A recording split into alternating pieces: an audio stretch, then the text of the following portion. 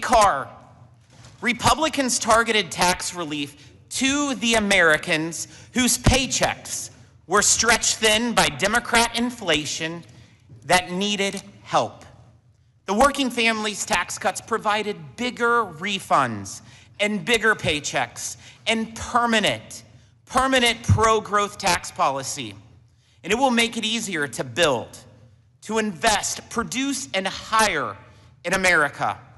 Our economy is in the middle of a historic construction boom that means new jobs and opportunities for working class Americans. Factory activity grew every month this year and reached its highest level since May of 2022. Equipment investment rose 17%, and investment in intellectual property rose 11% in the first quarter of this year. In the same period, economic growth was driven by two things: investment and exports.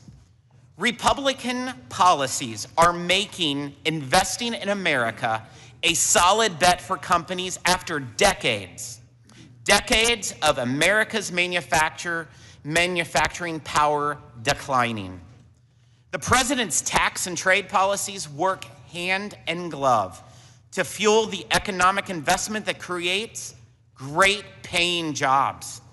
Reciprocal trade agreements have secured $10 trillion in investment commitments in leading industries, opened new markets formerly hostile to U.S. exports, and made our trading relationships fairer for American workers, farmers, manufacturers, and producers. American producers exported, just last year, a record $3.4 trillion. And in the first 3 months of this year, U.S. exports were over $300 billion each month. That's the highest in 250 years of our country's history. America is becoming less dependent on China, a goal long promised by Washington politicians with no actual progress until President Trump. Our trade deficit with China fell 32% last year to the lowest level since 2004. The Chinese recently agreed to purchase at least $17 billion annually in U.S. agriculture products through 2028, alongside more Boeing airplanes. President Trump and Republicans in Congress repealed the de minimis privilege that mostly benefited Chinese companies, shipping products undercutting American producers and manufacturers. Our economic security is a cornerstone of our national security, and therefore must not be abused by bad actors. Yet this committee's investigation into U.S.-based non-for-profits revealed many are funded or operate under the influence of foreign countries like China. And they sow division and chaos in our communities that weakens America and strengthens foreign adversaries. Tax-exempt status is a privilege, not a right. We have called on the IRS to investigate and, if necessary, revoke the tax-exempt status of 11 different organizations who are the focus of our investigation. It is critical that the IRS take close look at tax-exempt organizations with documented histories of activity that destabilizes society and supports terrorism. Looking ahead, our tax policies must continue to make our economy the most competitive for innovative sectors of the future, including digital assets and the over 60 million Americans who own cryptocurrency. America needs clear, modern tax rules to ensure we remain the crypto capital of the world. Next week, we will be holding a legislative hearing excuse me, on policies that offer solutions to pressing issues surrounding digital asset taxation. Mr. Secretary, excuse me, I know you are a strong advocate for ensuring Main Street shares in the prosperity of our economy. And I look forward to hearing how Treasury is implementing the working families tax cuts so that Americans who power our economy, workers, small businesses, farmers, manufacturers, and producers and innovators have a brighter future. I now recognize the gentleman from Massachusetts, the ranking member. Thank you, Mr. Chairman. Mr. Secretary, welcome, as always. The Chairman made the point that this is the best committee in Congress. That's likely to be one of the few things we agree upon this morning, as all know. And you hold, as I pointed out in the past, one of the most important jobs in the world as a successor to Alexander Hamilton. We hope that there'll be some explanations this morning about the failures of many of the economic promises that were made by the Trump administration. 70% of the American people disagree with the economic direction that the country has taken. Last time you visited with us, Americans were being socked with price hikes because of the tariffs, where you and I met in front of the Supreme Court that day when the Supreme Court took and heard the oral arguments because of the big, ugly bill. We fought on our side every step of the way, knowing and predicting what was to come. Higher costs, millions kicked off of health care, children going hungry, all in service to the wealthiest amongst us. Despite this, a rosy picture was painted about the Trump economy and what it might deliver. It's safe to say that almost on every front, those predictions from the administration have been wrong. Workers and families are being forced to stretch their dollars further every day, and the pain so clearly stems from many of these projects, including what was supposed to be a cessation of endless wars.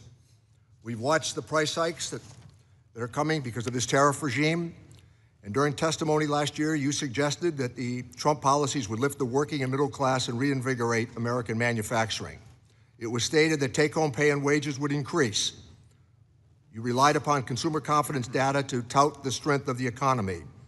You pointed out that inflation was improving and that costs, including food, energy, and shelter, would be coming down.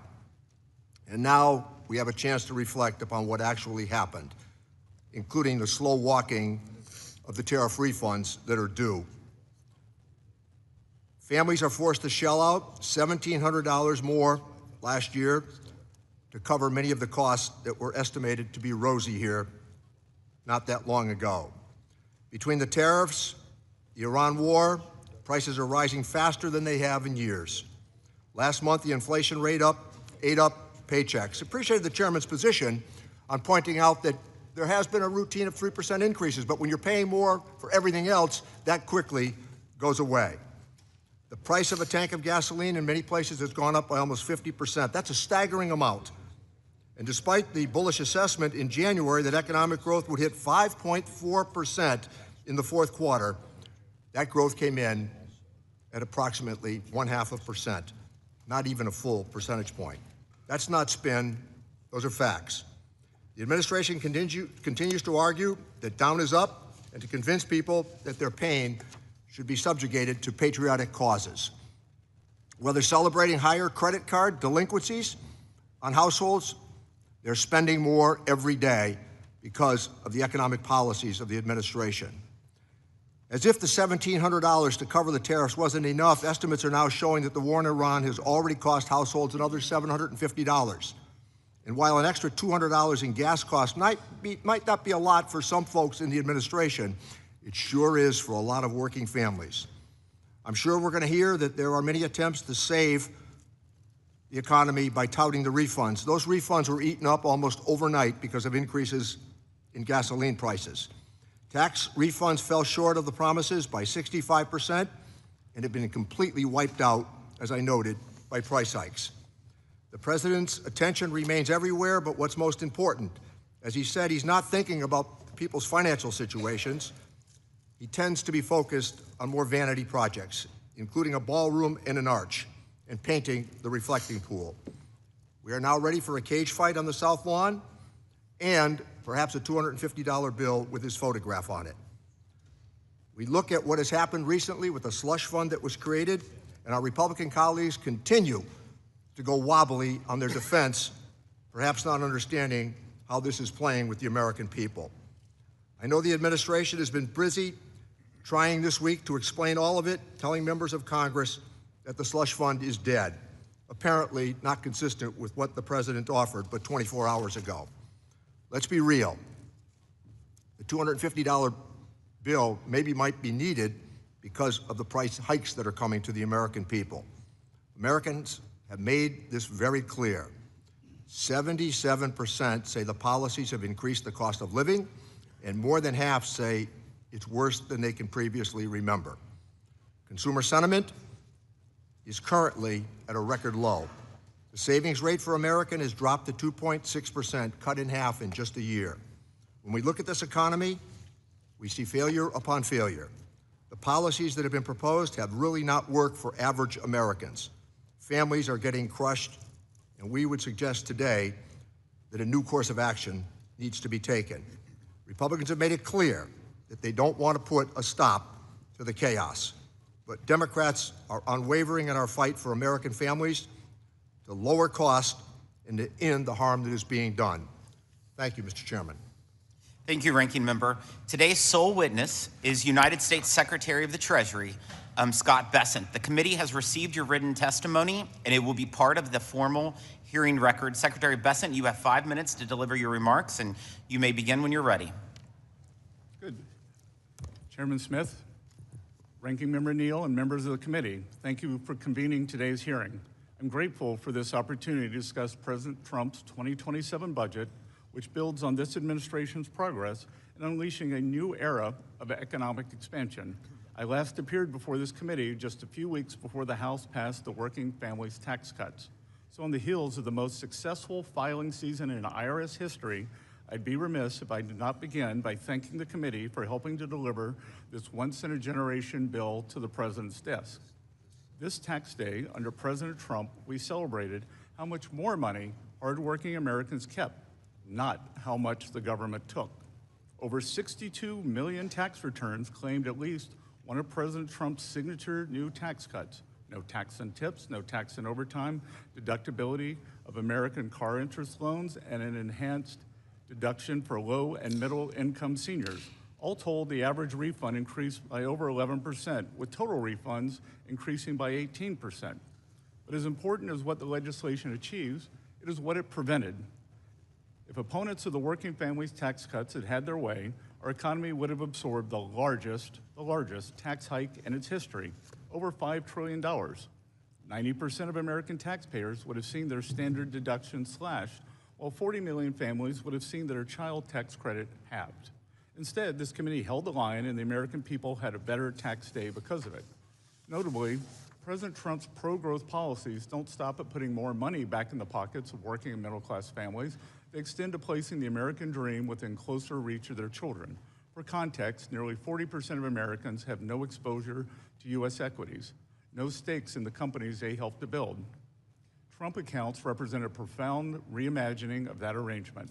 They will ensure that every American child can benefit from private ownership and compound growth, that every American child, in short, is born a shareholder. To date, nearly 6 million Trump accounts have been opened, with 1.4 million eligible for the $1,000 seed contribution from Treasury.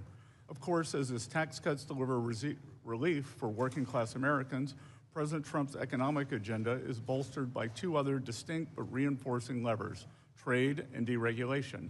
Let me briefly address both of these in turn. First, the president is undeterred in his determination to open markets for U.S. goods and services while rebuilding U.S. manufacturing capacity.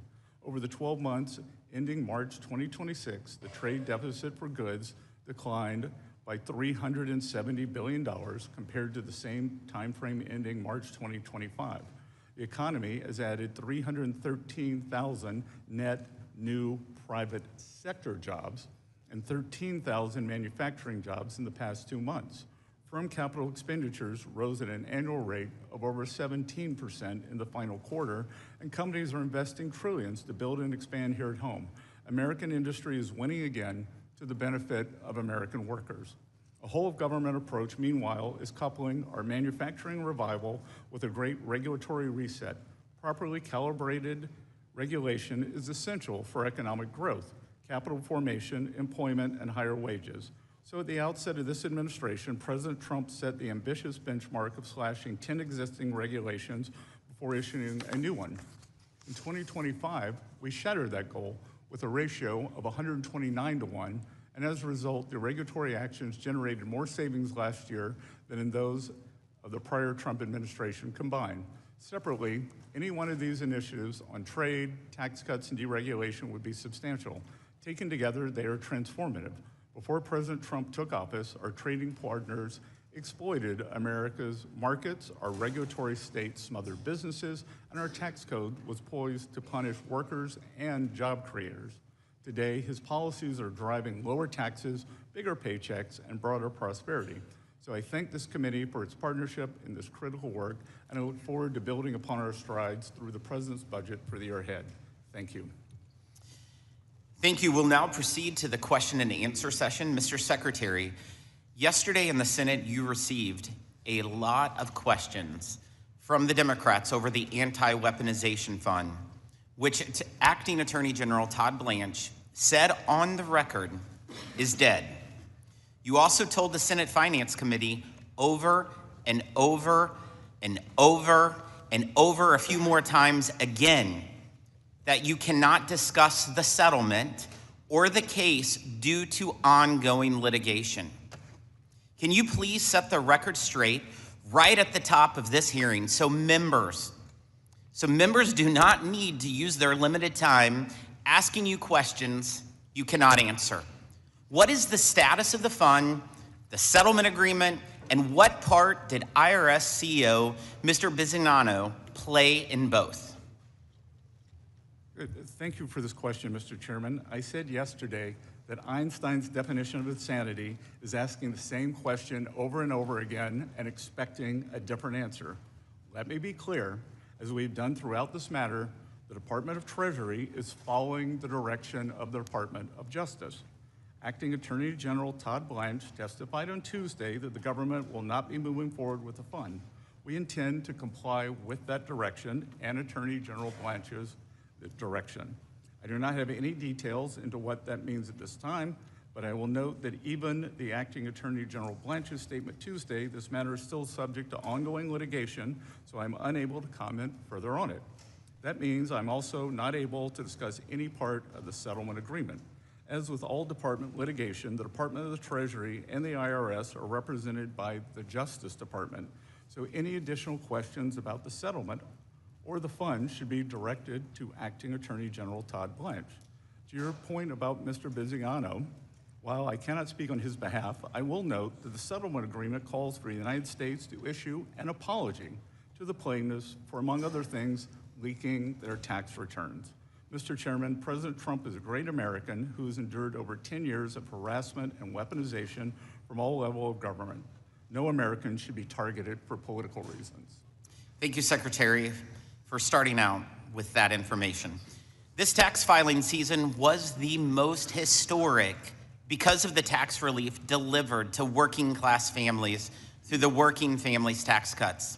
How much total tax relief did Americans get just this tax season? Approximately $325 billion, Mr. Chairman. And how much did the average individual tax refund increase? The average refund increased by more than 11%, but that does not reflect the dollar value. As the ranking member likes to say, we overpromised and underdelivered. That is incorrect because so many people owed taxes last year that the dollar increase was actually much larger, going from negative to positive. As I travel the country, I have so many taxpayers who thank me because they had to pay last year and they got a refund this year. So how many taxpayers claimed at least one of President Trump's priorities of no tax on tips, no tax on overtime, no tax on Social Security, or the auto loan interest? Approximately 62 million filers, or about 44%, Mr. Chairman. And so what percent of tax filers who received a tax cut in filing season earned less than $100,000? Just over 70%, sir. 70%. 70. So what percent of waiters and other tipped workers who received a tax cut, thanks to the no tax on tips, earned less than $100,000? 90%. 90. 90. That's helping people that need it the most. Funny, Democrats always claim that the working families tax cuts were for billionaires. Mr. Secretary, I'm sure you know a lot of billionaires. Do you know any billionaires that was able to use the no tax on tips deduction? I have plenty of billionaires I give tips to, but not monetary tips, sir. Do you know of any billionaires that was able to use the no tax on overtime deduction? No, sir. Absolutely not. But you'll hear all day today that this tax cut was for the billionaires. But the evidence proves differently, and so I greatly appreciate that. I'm sure we will hear about inflation in the economy today, too. And so at this point, during President Biden's term, what was the core inflation rate? 6.2%, which led us to the worst inflation in 49 years, sir. Absolutely.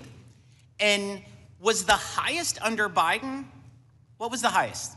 6.6. 6.6. September of 22. And so what is core inflation this very second? 2.8%. 2.8%. But at this time, during the Biden administration, it was 6.2? Yes, sir. Wow. You wouldn't think that was the case based on the rhetoric coming from the other side, but that's what we're gonna get. The Working Families Tax Cuts renewed and revamped the Opportunity Zone programs to ensure that rural communities get their share of the benefits.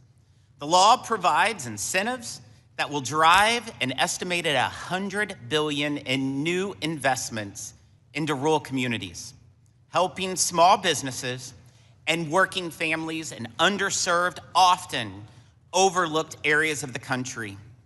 How is the Trump administration implementing this improved Opportunity Zone program to ensure rural communities that I represent are in fact benefiting in the way Congress intended? And how is Treasury utilizing the new transparency requirements within the program to reinforce this effort to target those underserved communities?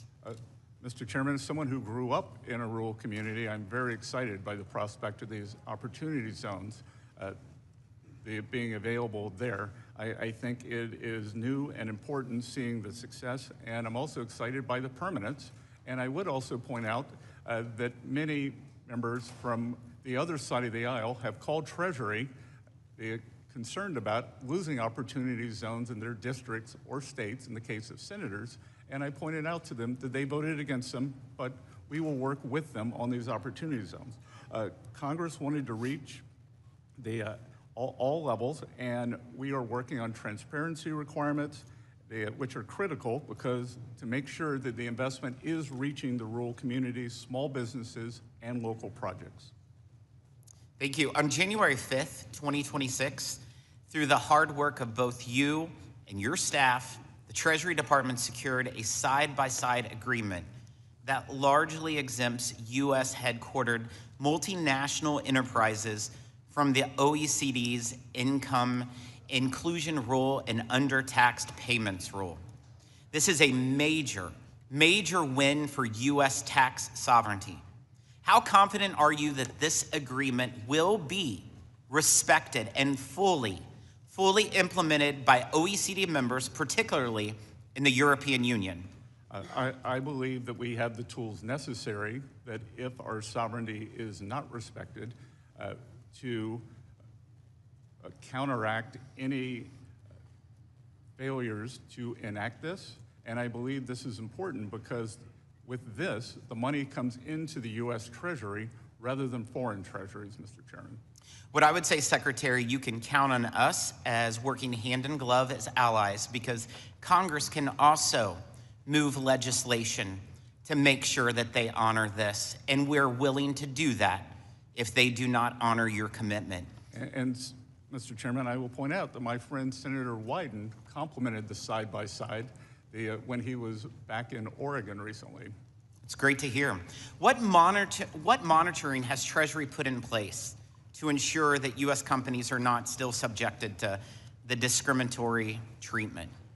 We frequently meet with the companies, and we have active engagement with the OECD on this matter.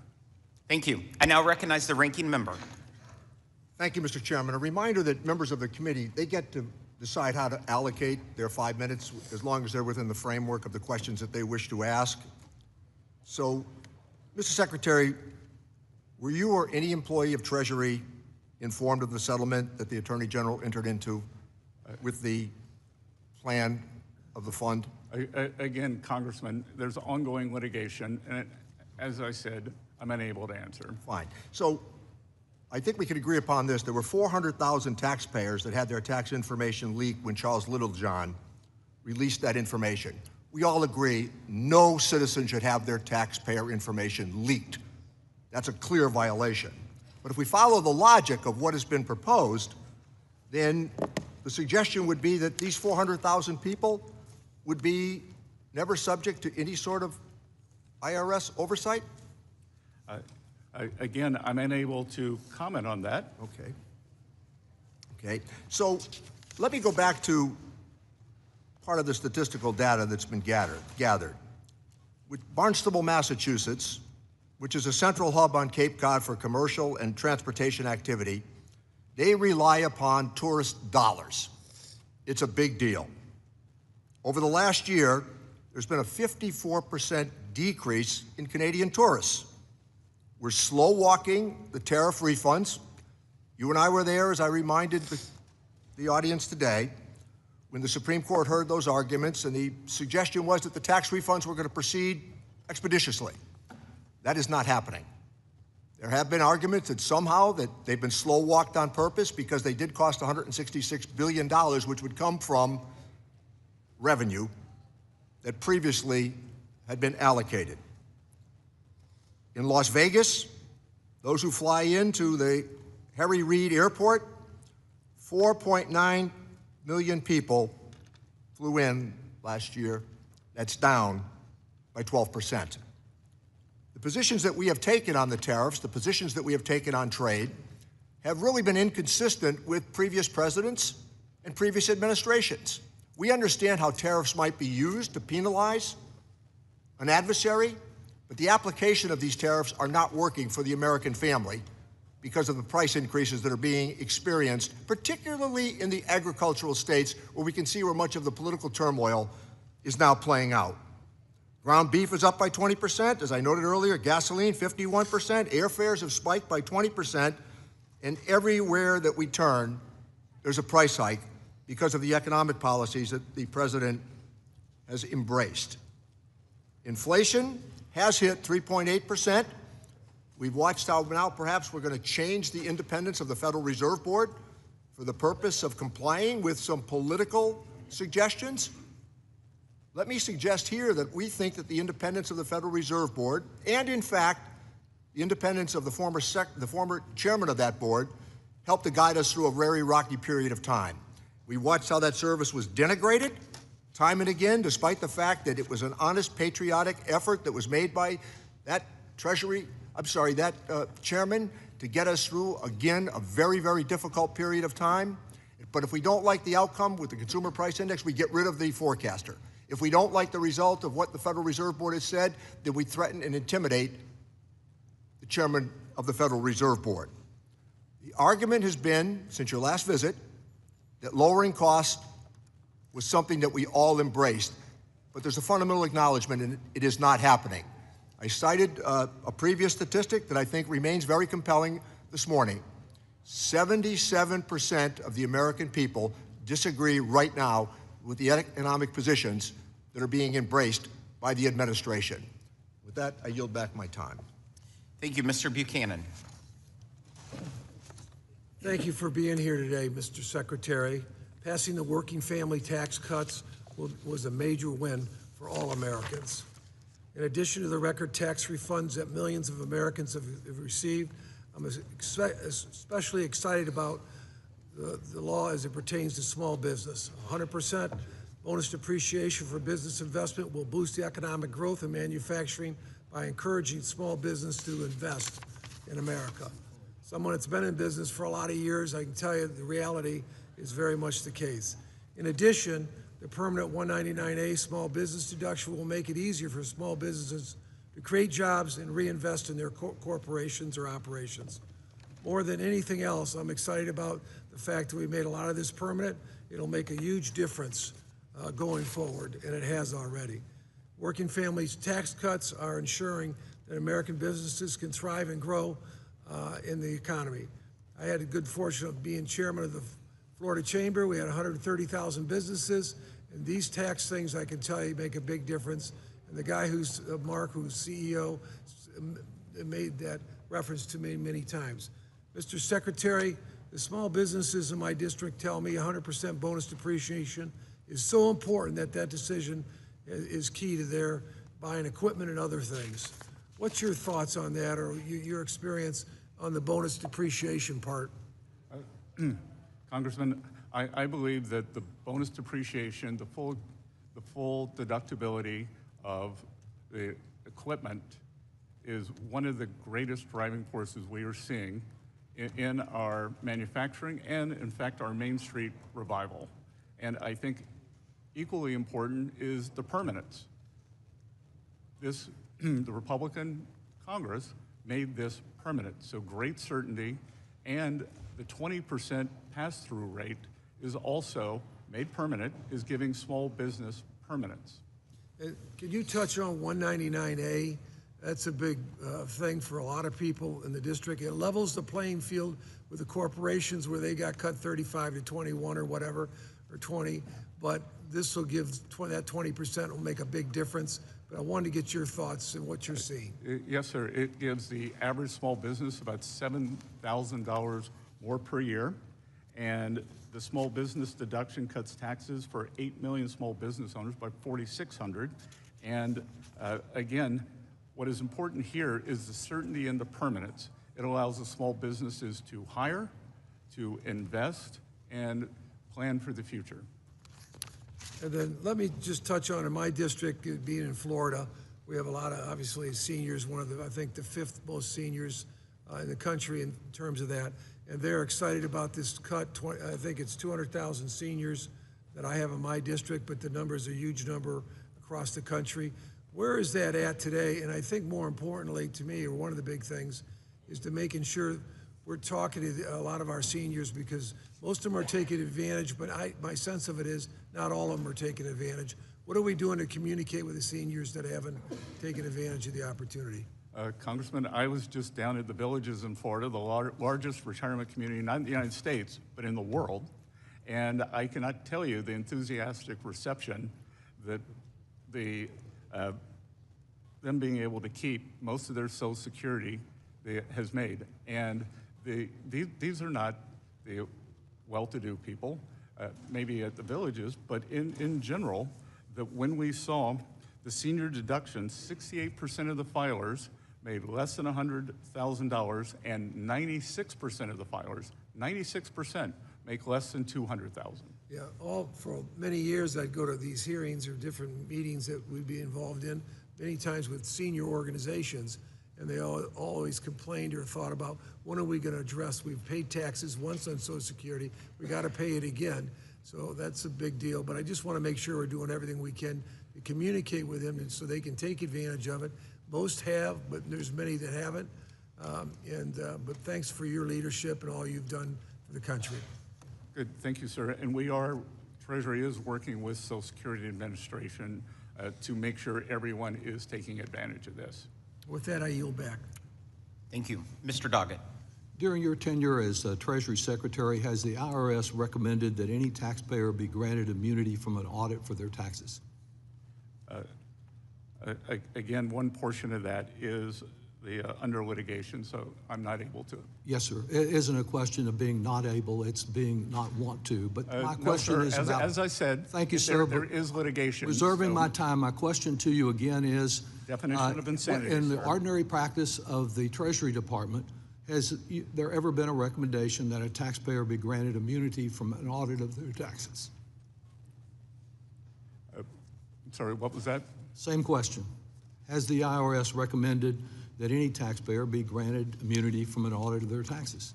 Again, I'm unable to answer that. You can answer it. You refuse to answer. Can you tell the American people, in the history of the Treasury Department, has there ever been a taxpayer who's been recommended to have immunity from an audit of their taxes? Has there ever been a taxpayer who had his tax returns released, his Thank you. family, and every So employee? I'll take that as a every no. employees. Let me ask you, sir, Congressman, since if you you'd like say to you're apologize relying to the president thank you. and I all reserve his employees today. I maintaining would my join you time, in that. and since you refuse to answer, let me ask you, since you say you're following the advice of the Attorney General, the former criminal defense attorney for Mr. Trump, as you know, the Attorney General cannot compromise a tax dispute unless it's referred to him from the IRS for prosecution or defense. Have you ever been involved in any way in a decision to refer a tax dispute to the Attorney General? Again, I cannot comment on that.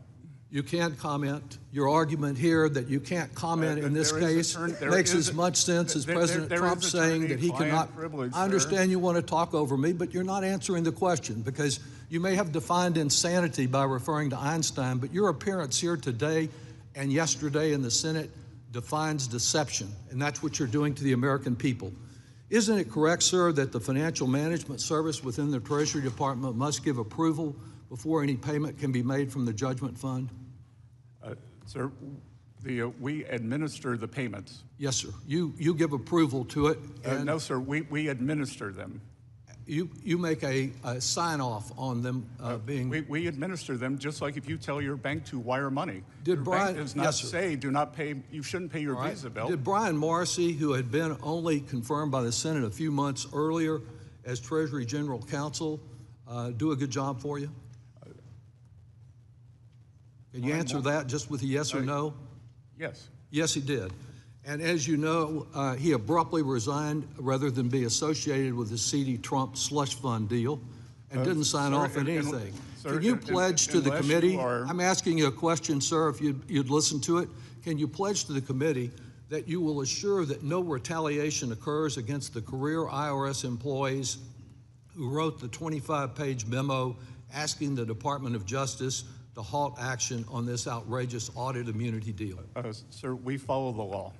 Okay, well, will you follow the law and assuring the committee that you won't law. retaliate against those courageous career employees? We always follow the law. What's involved here, sir, is the most corrupt deal in American history. Truly incredible that a president of the United States could come in and sue the people of the United States for $10 billion and then walk off with an immunity deal that no other American has ever had, nor could they receive, and to get that immunity deal from his former criminal defense attorney, who he has appointed as acting attorney general. This is the kind of corruption that would permit the Trump family, if the Wall Street Journal is correct, that Trump earned $5 billion from his crypto bills last year, to be to pay him or not pay him as he feels it's smart to do. He made no complaint about the audits in his petition, and yet suddenly out of nowhere, he's granted immunity in what some have said in a report would be $100,000 benefit, $100 million benefit to him. You know that there is a responsibility of your department to do audits of the president every year. A report of this committee indicates that only one was begun during the first term. What are you doing to assure that those annual audits occur this year? The first term, 3 years, nothing. Has anything been done this year to fulfill that responsibility? Again, sir, due to IRS I'm not talking about... IRS Rule 6103, which prohibits the discussion of taxpayer information. It doesn't... This prohibit your... This is how we got there with Mr. Littlejohn. Yes, sir. It And doesn't I don't prohibit think you you want the automatic indicating what 5 you are years in doing jail, to assure Congressman. complicity with the law. and with the practice, long-standing practice of the I Internal am Revenue Service. finding that- So I I think am we can following the assume from your privacy- deception today that nothing's being done, and this president is being treated in a way that no other president, no other American citizen has ever been treated I would agree in an with that, sir. incredibly corrupt deal. I would yield agree back. he is being treated the way no other person has ever been treated. Mr. Smith. Thank you, Mr. Chairman, and thank you, Mr. Secretary, for being here today. I think these conversations are certainly enlightening and Circular. maybe sometimes even entertaining to hear some of the items that are brought up, if it weren't so sad. But I appreciate many of my colleagues, whom I respect, speaking out against tariffs. Let me remind folks that after all the criticism of President Trump during his first term relating to tariffs, a few other things too, but in this case tariffs, unified Democratic control for 2 years resulted in no action on tariffs, and quite honestly, disengagement on trade altogether that I think brought disrespect to our country and I think damaging in many ways. But I'll move on here to talk more about tax and certainly the Treasury's recent interagency agreement with the Department of Education to address the ongoing costs to taxpayers associated with the Biden administration's student loan policies. Last year, I joined several colleagues in urging Treasury to rescind the waiver which prevented collection on defaulted student loans. So this agreement takes an important step toward restoring accountability and protecting taxpayers. I certainly appreciate your partnership in the effort.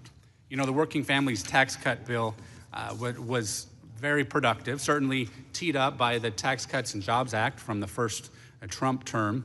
And it's interesting, you know, in the meantime, we had a bipartisan bill where we had many of my colleagues, both sides of the aisle, vote for so many things from the Tax Cuts and Jobs Act. And then when we even added more middle-class advantages, whether it's Trump accounts, whether it's a school choice, whether it's the tax relief for overtime, likewise for seniors, I mean, the list goes on. But because there was no chance that President Biden would sign that, they voted against it. So when there was a chance that President Biden could have signed a bill, now it didn't get through the Senate, obviously, but when that seemed to be the situation, they opposed it. So I just I get a little frustrated when we can have good discussions here in this room and legislate. I think it's important to note that there were so many inversions happening leading up to the Obama administration that even President Obama advocated for lowering the corporate tax rate.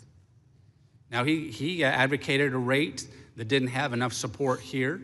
President Trump came in, he advocated for a considerably lower rate, and we legislated basically right in the middle. And it proved very effective economically, proved effective for growing revenues and growing because the economy grows. So anyway, I'm excited about the Trump accounts because I think those are going to be consequential, especially teaming up with the federal scholarship tax credit. Appreciate my colleague Blake Moore working with me to make permanent the Trump accounts because I think they are going to be very much appreciated by a lot of folks, a few years down the road especially, but I think even in the near term as people start thinking more about their financial future.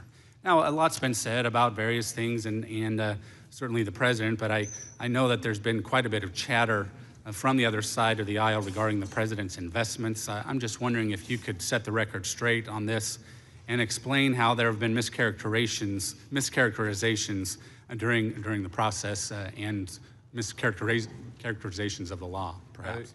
I want to be very clear on this.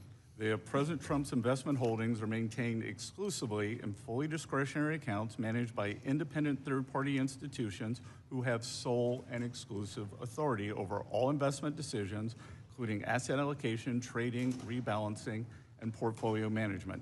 They receive no advance notice of trades, cannot alter or override the manager's strategies or models, and unlike Congress, this was intentionally designed to maintain a clear separation between President Trump and the independent third-party investment managers overseeing his account. Thank you, Mr. Secretary. And let me just close by saying that the American people are wanting us to have good conversations, thoughtful conversations, reasonable conversations, and I think thoughtful and reasonable individuals know that what we did with our tax policy has been good. Thank you for your role in that, and I want us to work together for the betterment of our economy moving forward, just as the American people would expect us to do. Thank you. I yield back. Thank you, Mr. Thompson. Thank you, Mr. Chairman. Mr. Secretary, thank you for being with us today.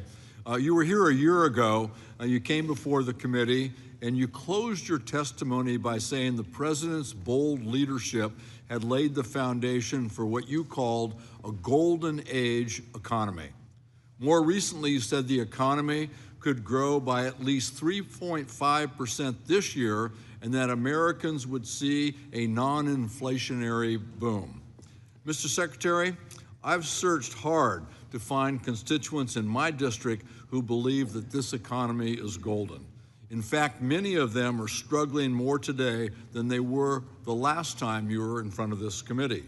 Personal savings are shrinking, disposable income is down, and families are paying more and more for basic necessities. So I would like to ask you a couple of yes or no questions about this golden economy. Electricity bills are up 8.5%. Is that golden? Sir, you can ask. Yes or no?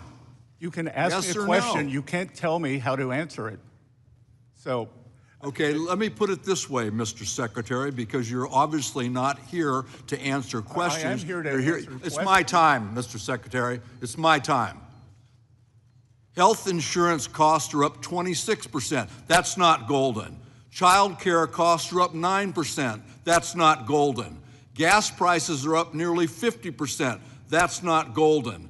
Grocery prices are still straining family budgets. That's not golden. Mr. Secretary, working families don't feel like they're living through a golden age. And while H.R. 1 may have delivered modest tax cuts for some Americans, many families are seeing those savings wiped out by higher costs everywhere they shop. Is that what this administration considers a golden age? And it's rhetorical, so you don't even have to try and talk over me. Secretary, Mr. Secretary, what should I tell my constituents when they ask about these costs? Farmers who are being hit by high costs of fuel and fertilizers, who can't get their product to market because of the war in Iran. Tell them it's golden? you should tell them that we've had 2.6% economic growth since President Trump took office, despite the Democratic. These farmers are pretty smart, Mr. Secretary. Well, the people in California, the one person Reclaiming my time. These farmers are pretty smart, Mr. Secretary, and they're not going to fall for that line. I understand your unwillingness to testify and answer questions about details regarding the IRS settlement with the Trump administration due to ongoing litigation. But at the end of the day, your department, the Treasury Department, and specifically the IRS, is going to have to carry out its demands. And let me be very specific about what those demands are. The settlement says the IRS is prevented from raising any and all claims against the president with respect to any tax return filed before May 19th, 2026. So, Mr. Secretary, as the head of the Treasury Department, you will be in charge of carrying out the demands of this settlement. So let me present a real, true scenario for you.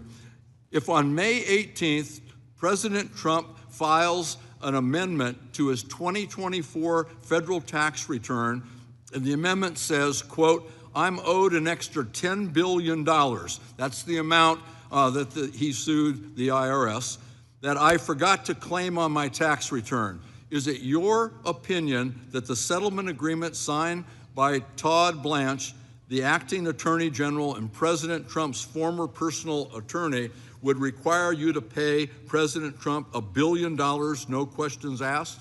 We will follow Justice Department's Okay, advice. you won't answer that either. Do you think this is something that the American people should know? How can you sit here and not provide any answers to the American people? Because I follow the law, Because it is astonishing to me that the president didn't know about this deal before it was signed. Of course he knew about it. He directed it. So why not cash out on his get-out-of-jail-free card? As I read it, he can absolutely file an amendment to his tax return and claim a giant tax refund. And you have to sit there and watch while he robs the Treasury, and more important, while he robs the American people blind. That's as unacceptable as you refusing to answer questions posed to you by the members of this committee. I yield back. Mr. Kelly. Thank you, Mr. Chairman. Mr. Secretary, thanks for being here. As you know, the beatings will continue until morale improves. Well, this is the beginning of the Charles Dickens. Given that the Democratic House has a 17% approval rate, now I see why. No, this is the opening of a Charles Dickens novel, is it not? So it was the best of times, it was the worst of times. It was the age of wisdom, it was the age of foolishness. It was the epic of belief, it was the epic of incredulity. It was a season of light, it was a season of darkness, it was a spring of hope. It was the winter of despair. How well that describes what we're going through. I will remind my friends on the other side that we had double-digit inflation in the prior administration. The president inherited one of the worst situations he could possibly do. The cost of gasoline, by the way, in June of 2022 was, the average was $5.16 a gallon. As of June 4th, it's now $4.51 a gallon. So facts are a funny thing. Use the ones that actually are true or bend them to anything you want. What I really want to talk to you about, though, is part of what we did when we first did Tax Cuts and Jobs Act was something called opportunity zones. And I'm going to invite you to come to Erie, Pennsylvania. Erie, Pennsylvania was at one time a thriving city, but fell on very, very hard times. But when we did the Tax Cuts and Jobs Act with the opportunity zones, this encouraged private investment, not taxpayer dollars, but private investment going into areas where the government would have wasted its money, and does oftentimes, but say to private investors, you know what? Using the tax code, we're going to give you an opportunity to invest in something while other people would usually walk away from it. I got to tell you, in Erie, under the leadership of key stakeholders and local leaders such as the Erie Downtown Development Corporation and the strategy of Erie Refocus Plan, the city committed itself to a goal of revitalizing its downtown waterfront while building on its industrial heritage. Using opportunity zones as a catalyst, Erie has leveraged more than $40 million in private investment. This investment created 110 new residential units, revitalized more than 100,000 square feet of commercial space, restored 8 historic properties, and brought a grocery store to a neighborhood previously designated as a food desert. One of the things I wanted to talk about, because under this new plan, we decided, hey, you know what? We did some great jobs when it came to cities. Let's look at rural areas. So what I'm going to ask you to do, if you would, please come to Erie, where you can see how these things worked in living color to real people in real time. How we're revitalizing a community. The job you've done is incredible, by the way. The only thing I question, what keeps you getting up in the morning and come into things like this when you know all that work that you do, all that time that you spend, all your staff works to make it better for the American people? They help with this idea of it being a Republican idea or a Democrat idea. Why don't we just look like what's best for America?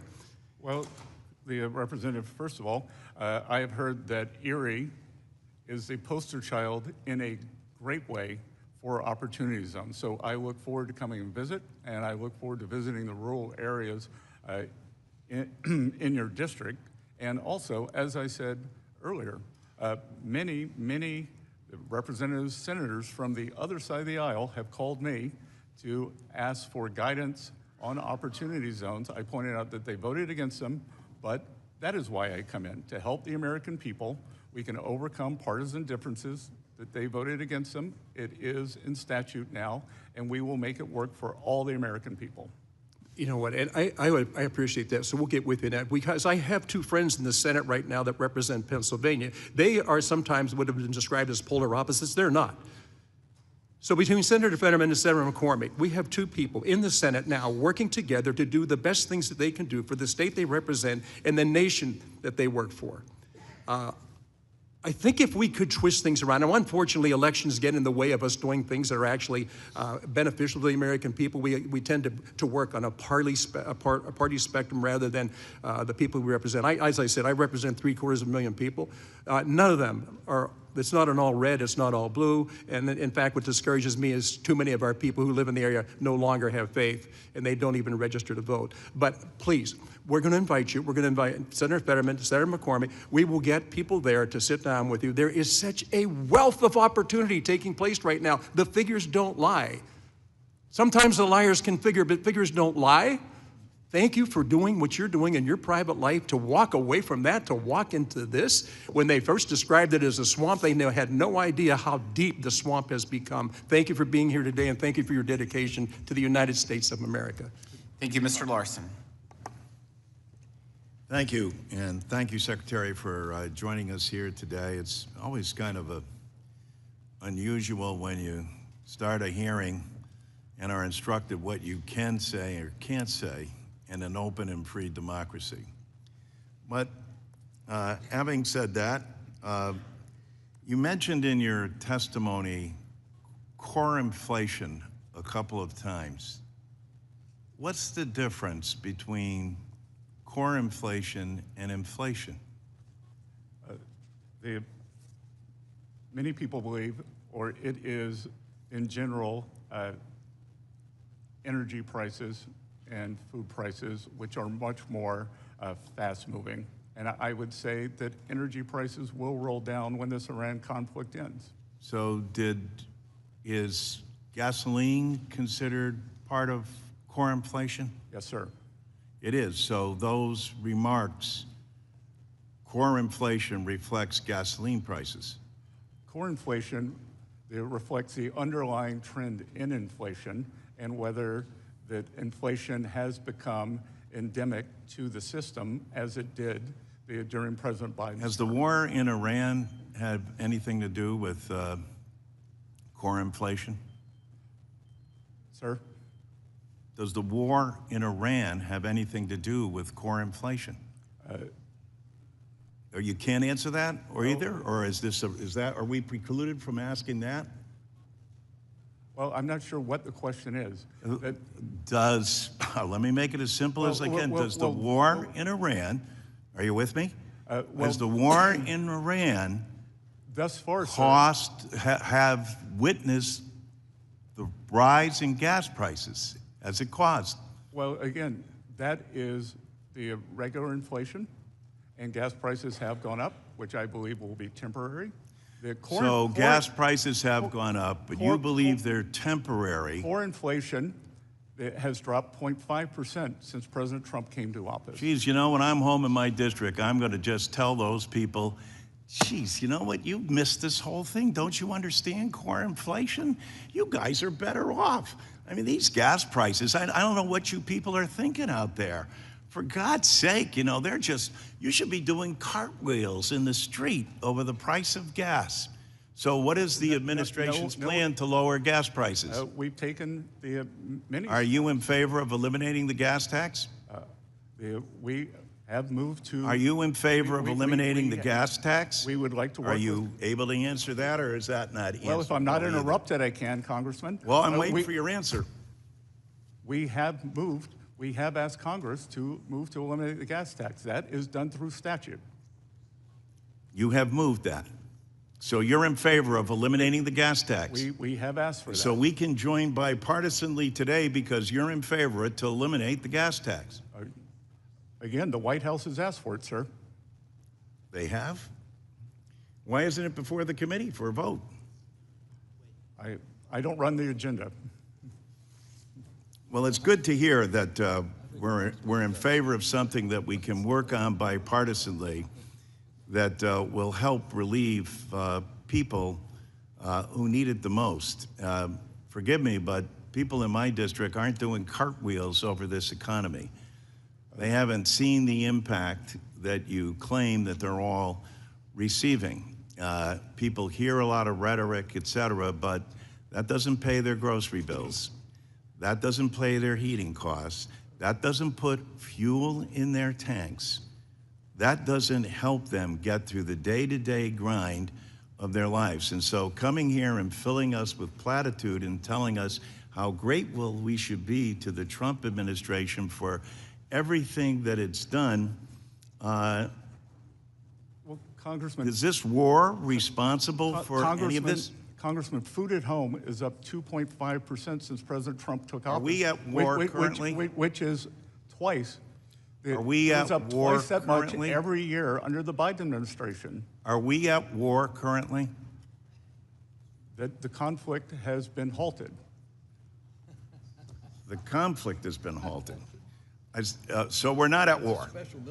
So our military is not involved. We're not at war. Again, if you would like for me to call the Secretary of War, I can ask. I'm the Secretary So of as part of the administration and as part of this, we're not at war.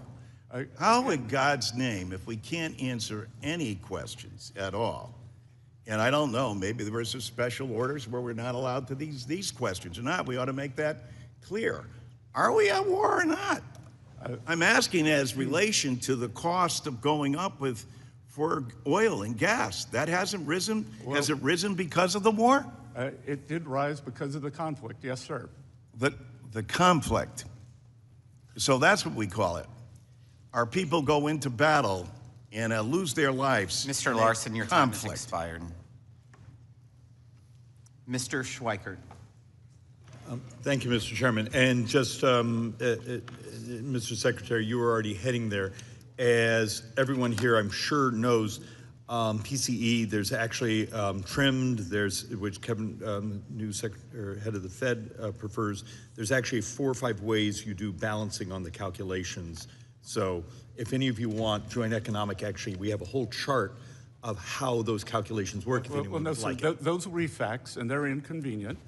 And food prices, food at home, has risen 2.5% since President Trump came into office. It averaged more than 5%. 5% under the Biden-Warren economy. And I've got a list here that President Trump posted, but no one wants to talk about it. Last year, all we heard was eggs. Eggs are down 90%. Avocados are down 19%. Mr. Secretary, you will find... Avocado's probably more popular on the other side of the aisle. Yeah, Mr. Secretary, you'll find we often choose whatever number works best for the social media posting we're going to do in an hour. So welcome to Congress. A conversation we've been having actually with some of your staff and some of the Ways and Means staff is something that often never comes up, but we're going to have to understand it and find a better way to document it.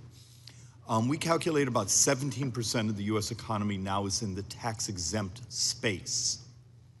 And within that space, those who receive the benefit of tax exemption, the basic concept is, here's the community good you're doing for not having to pay taxes. Okay. There's something you're an expert on, the 990 form that documents to the IRS, to Treasury, to Congress, what is that community benefit? I know your team has been working on this. I know some of the IRS team, we've been working on it. Is there a way to come up with a much more robust, universal form so we can understand, are these tax-exempt organizations meeting their societal obligation? And if they're not, we can help them meet that. But we don't have enough information today. It's a great question, Congressman. And there are many tax-exempt organizations. A large part of the economy are hospitals and healthcare services. So we should look whether they are meeting the needs and are in fact nonprofits. Your question in terms of what is going on with these nonprofits, the IRS has issued guidance for Form 990 that nonprofits, just as banks must KYC, know your customer, we are telling the directors of these foundations, of these institutions, you must know your grantee. So KYG. If your grantee if the money is being used for violent activities, you as a trustee, as a fiduciary, are in trouble. If it is being used to take away people's civil rights, you are in trouble and the nonprofit status is in jeopardy. My team looks forward to continuing to work with Treasury on making that more robust so we actually understand both those that are using nonprofit tax exempt as funnels to bad acts, but also are they meeting their community obligations? One that you're probably not going to get as a question from anyone else. We have a fixation of debt management. You know, we're responsible as policymakers. We're responsible for the debt, not the administration. We do make the policy. What can we do as members of Congress, Joint Economic Committee, Ways and Means Committee, to help you convince the markets, you know, please buy a 10-year note. Please, we have some vision, you know, the visibility to see where we're going. I do have some concerns of in the future where the entire world is binging on debt, that we have some stressed auctions. What do we do as a country to actually not have that happen to us? So, since President Trump came into office, the U.S. Treasury market has been the best performing developed market, but that is not assured.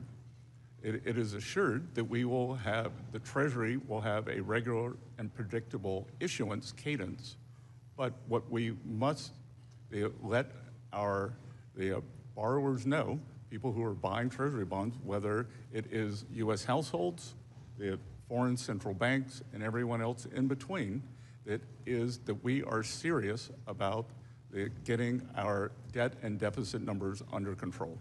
That is perfect, Mr. Secretary. And with that, I yield back, Mr. Chairman. Mr. Davis. Thank you, Mr. Chairman, and thank you, Mr. Secretary. Secretary Bessent, as of April 18th, taxpayers received about 3.4 million delayed refund letters. Illinoisans received 110,000. Texans, Floridians, and New Yorkers each received over 200,000, and Californians received 400,000. Almost 3 months ago, on March 9th, Representative Sewell and I asked you for basic information to demonstrate that Americans are actually getting their delayed refunds. Last month, I requested a meeting with the appropriate staff at the IRS or Treasury for this information. It was not until this morning that I received a response from Treasury. And although the letter contains some high-level information, it is insufficient to reassure me that Americans are receiving their refunds quickly. For example, the information in this morning's letter is substantially outdated. Today's letter cited 2.2 million CP 553 e-notices when a separate document you sent me a few weeks ago cited 3.4 million notices as of April 18th. Also, the information in today's letter fails to convey the current number of unique taxpayers whose refunds were delayed. Nor does today's letter give a clear understanding of how quickly taxpayers are waiting on their delayed checks. So, Mr. Secretary, could you tell me when or before June 11th, will you or your staff meet with Representative Sewell and me to walk us through the evidence that taxpayers with delayed refunds received the funds owed to them? Microphone. I have not seen the letter. That I will follow up on this, and the delays that you were talking about are for taxpayers who did not file electronically. We had about 98% of taxpayers file electronically. They received their refunds within 21 days. It sounds to me that out of the approximately 134 million tax returns that we received, that the April number would have been the Thank you. And we are at 2.2. So we are working through it, and much of that has to do with verification, lack of addresses. So we look forward to working with you on that because we are committed. Well, thank you very much. Well, let me just continue. Mr. Chairman, could you assist me to make sure that the American people receives the information, 3.4 million delayed notices, of getting their refunds expeditiously? And also, I'd like to submit for the record a state-by-state breakout provided to me by the Internal Revenue Service, where 3.4 million taxpayers live and whose refunds were delayed as of April 18th. Without objection. Thank you, Mr. Chairman. And Congressman, what was that number last year? 3.4 million. No. I meant for the previous filing season and the year before that. Well, I don't know the number for either one of those years, but let me move to my last question. I understand that the Southern Poverty Law Center has been indicted. And let me ask, is the Internal Revenue Service involved in that activity in any way? Again, that's ongoing litigation, but that would have been done, as I read in, what I know is what I've read in the newspaper, and that was the Justice Department and the FBI.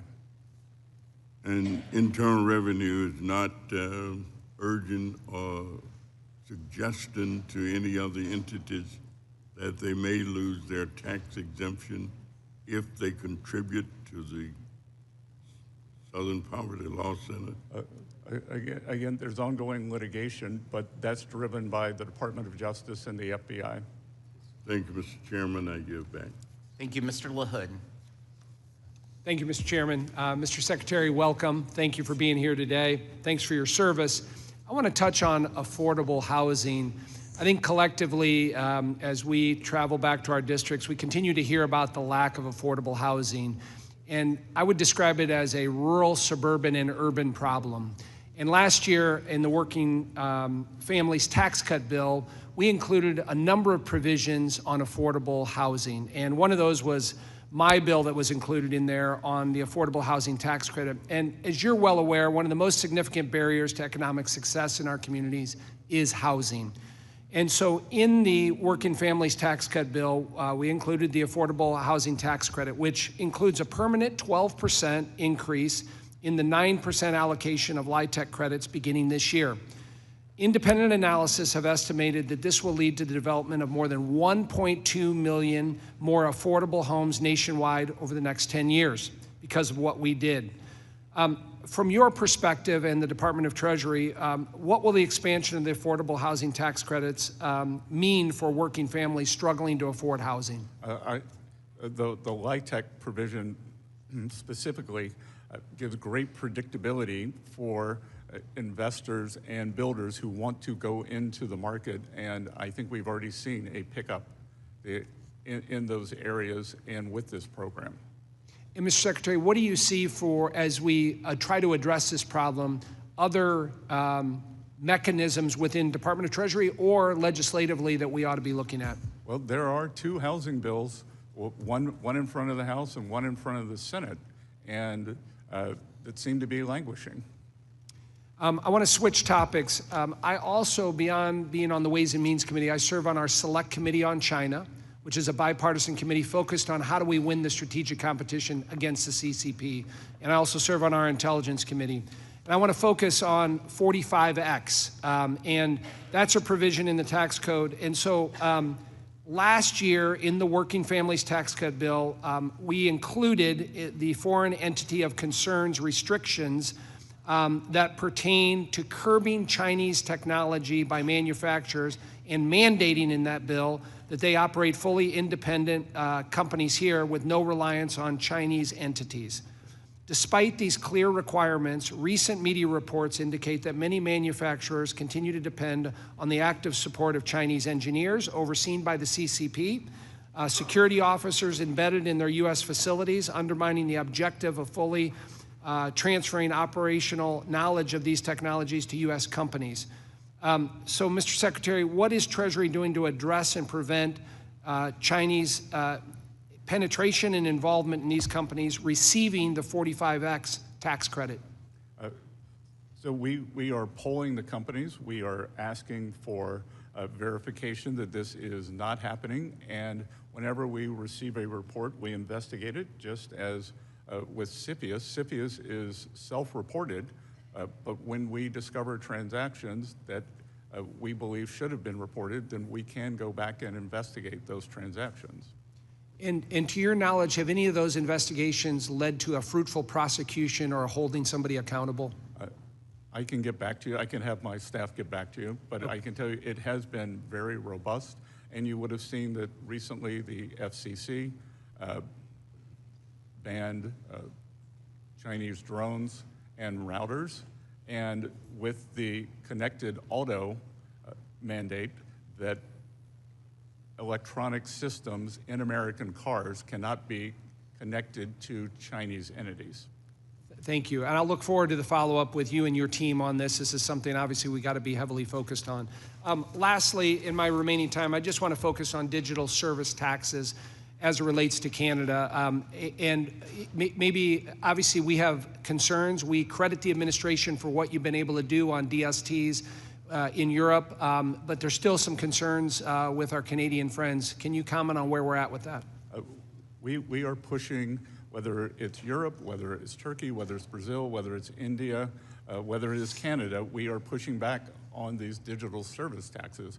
We have the greatest technology and innovation ecosystem in the world, and they cannot take advantage of our companies and for their treasuries. It is they are very interesting, they are very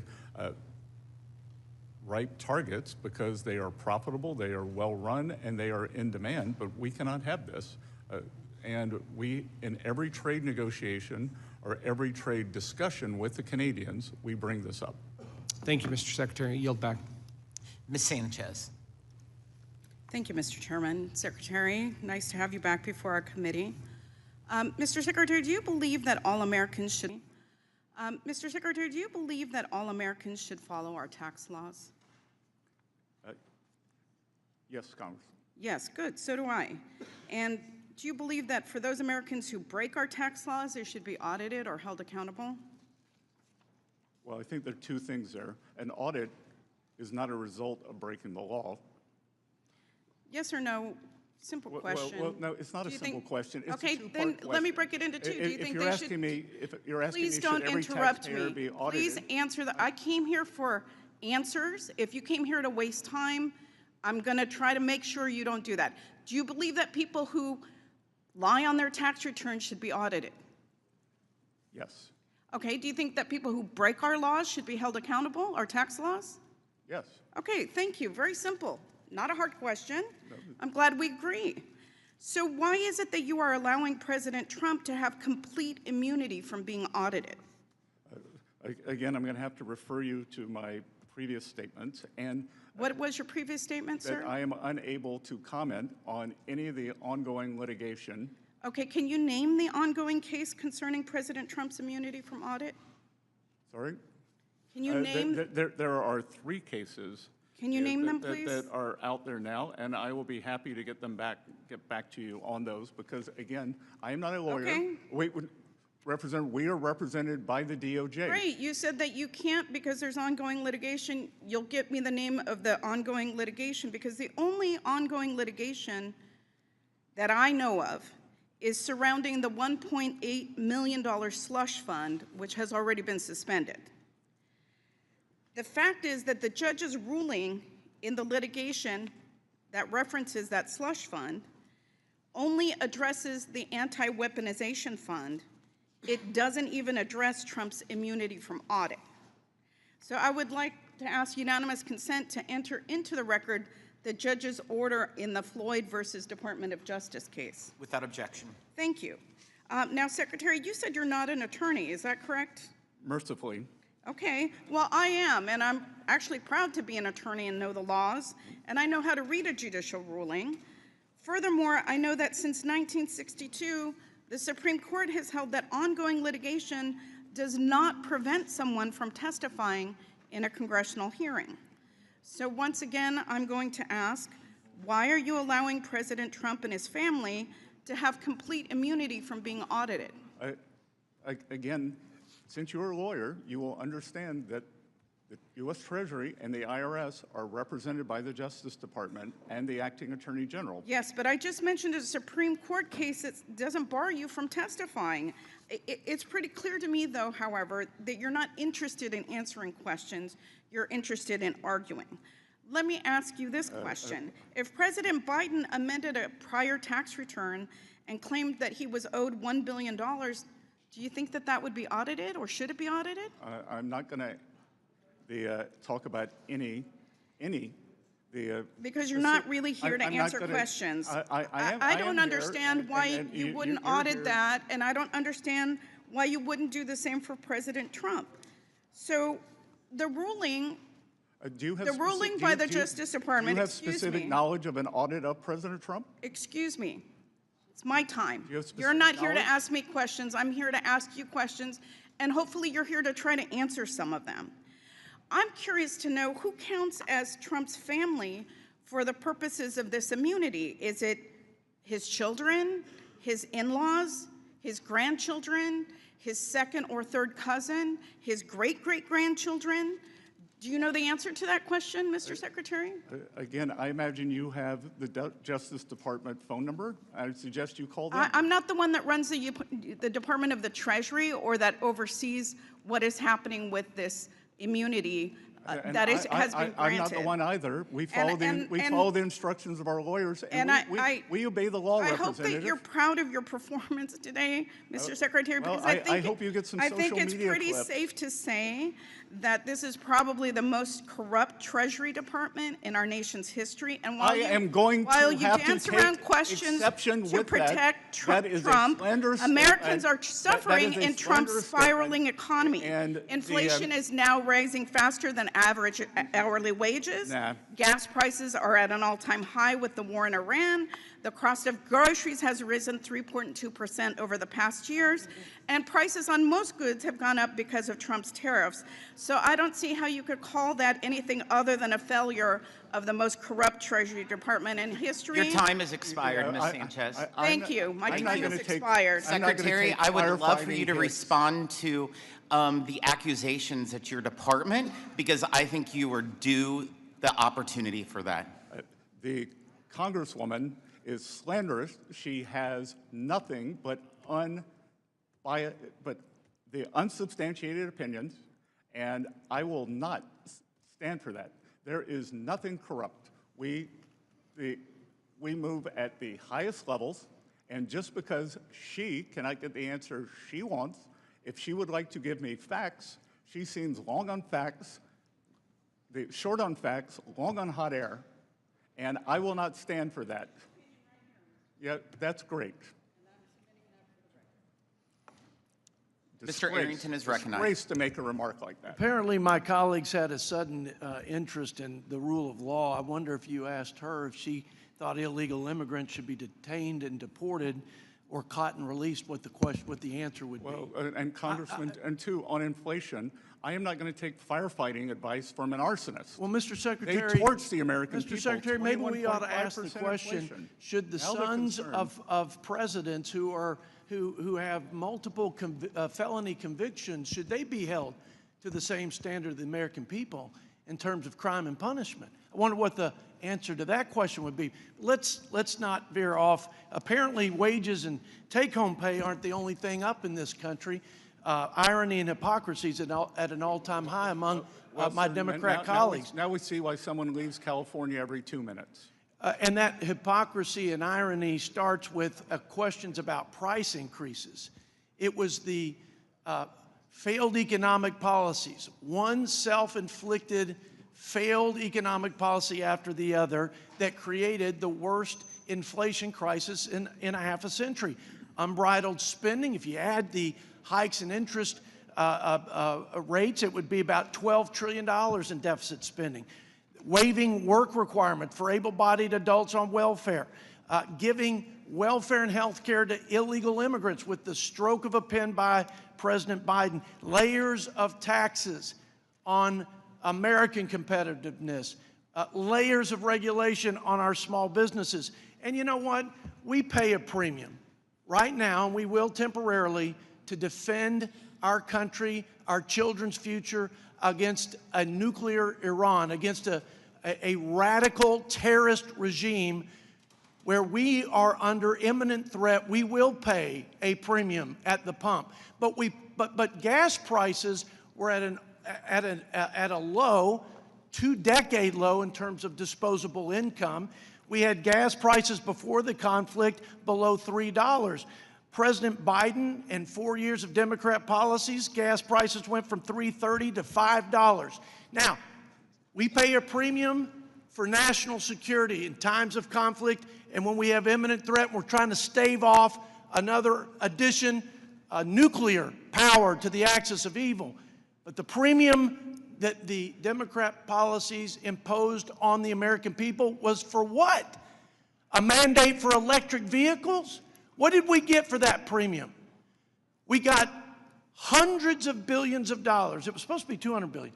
800 plus billions of dollars in giveaways, corporate subsidies for green energy. That's what the American people got.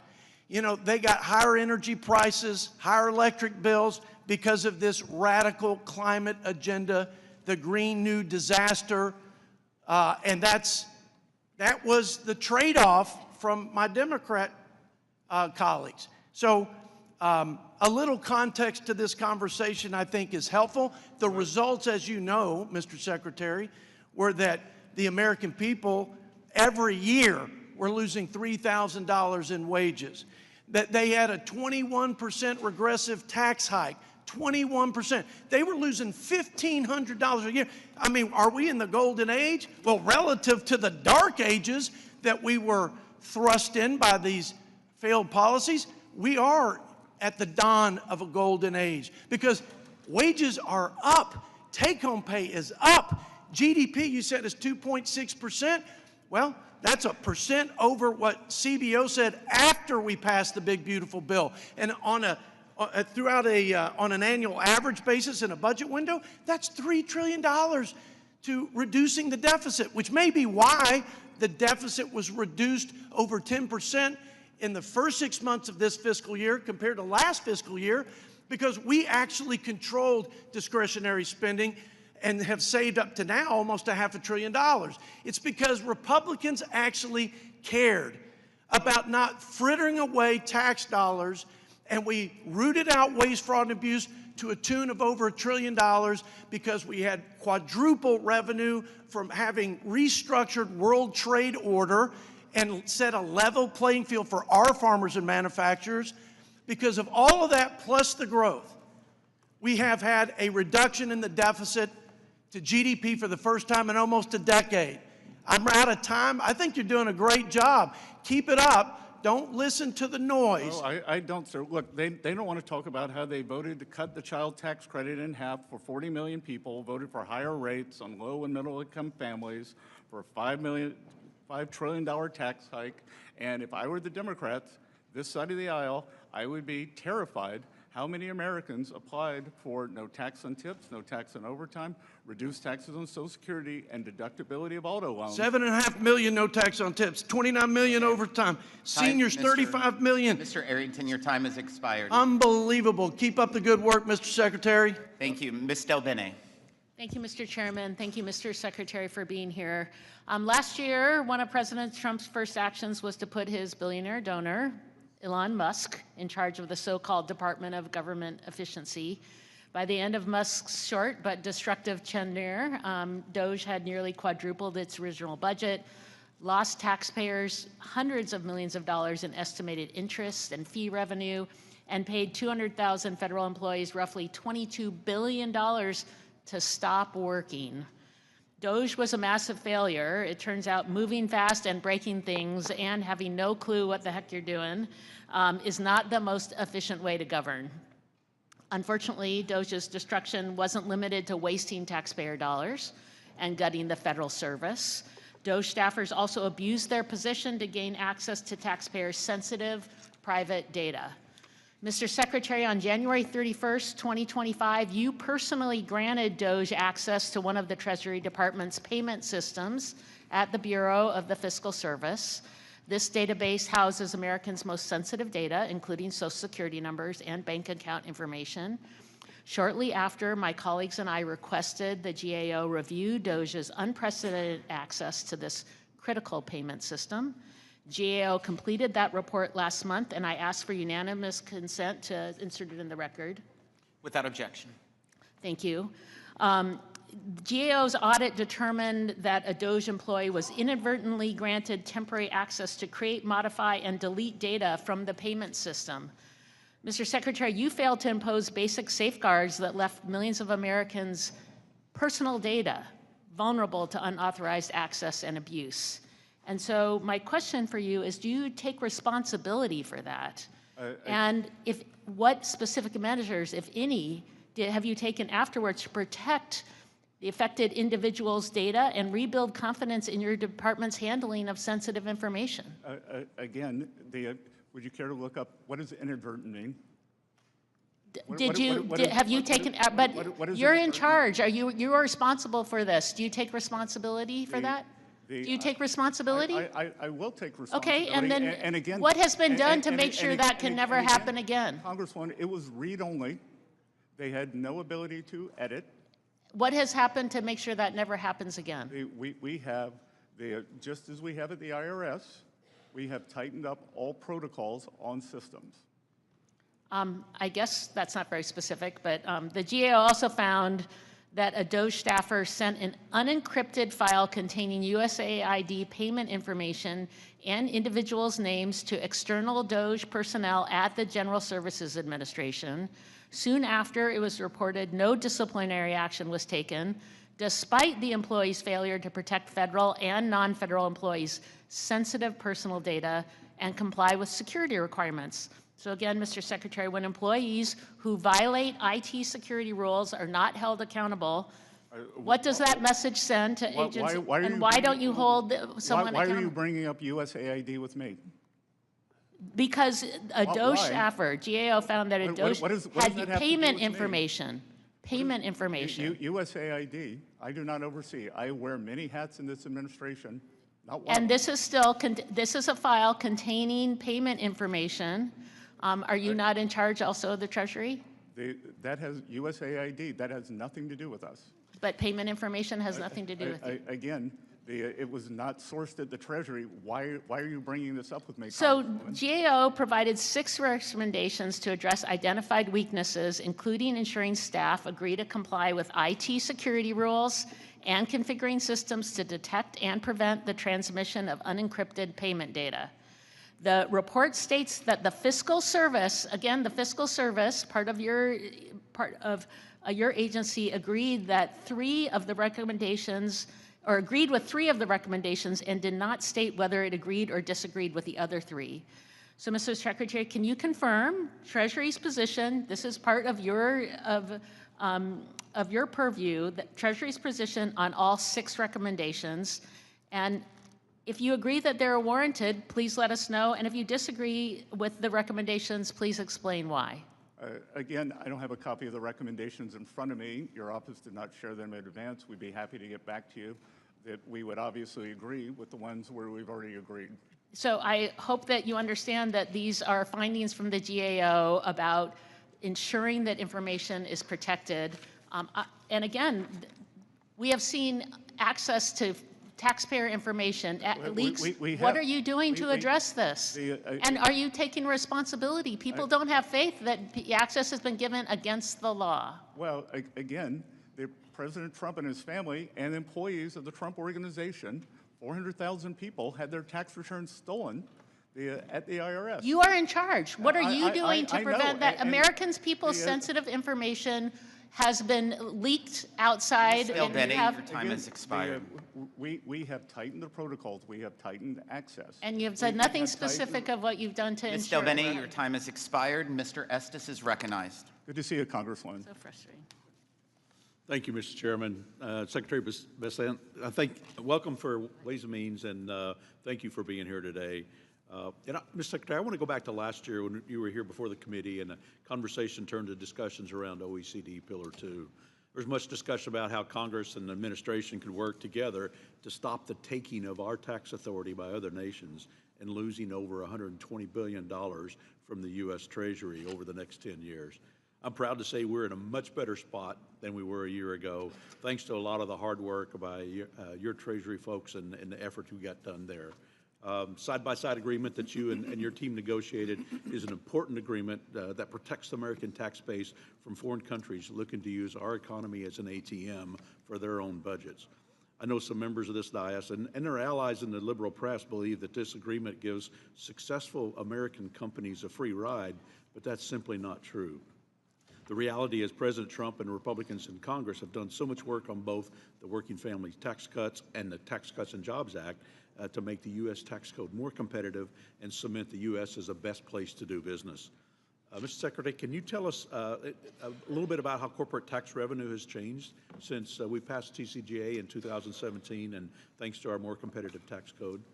So it's a combination there, Congressman. We are seeing a pickup in corporate revenue, but importantly, where we are seeing the deductions is for the full expensing, both for equipment and structures, both factory structures and farm structures. So you can think of that. When you see that deduction taken, you are actually creating the future tax revenues by building up the productive capacity of our country, and that increases productivity. So, on that side, and on the other side, Pillar 2, that getting this sorted out and making sure that the tax revenue comes into the U.S. Treasury was essential. The U.S. first instituted the global minimum tax, and the Biden administration wanted to supplicate us to other countries and a internationalist tax regime that we were having none of. Yeah, thank you for doing that. Can you give us a little update on how some of the countries are implementing the side-by-side agreement and how we're keeping to move forward on that? We're finding a very, very good partnership, and we are implementing it via our partnership with the OECD and our constant interaction with them. Yep. Well, thank you. And we're going to continue our work to trust but verify that process continues and other countries actually provide fair treatment for U.S. businesses. I want to thank you for your comments and your work you're doing on the digital services taxes as well. As you mentioned earlier, I mean, a recent analysis I've seen is that American businesses pay nearly $3 billion a year in foreign DSTs as of now, and it would siphon off $117 billion in tax revenue over the next 10 years. And we need to continue that effort, and I appreciate your work in that regards. We in the United States, both in Congress and Treasury, plan to commit to protect our tax base from foreign attempts to take it.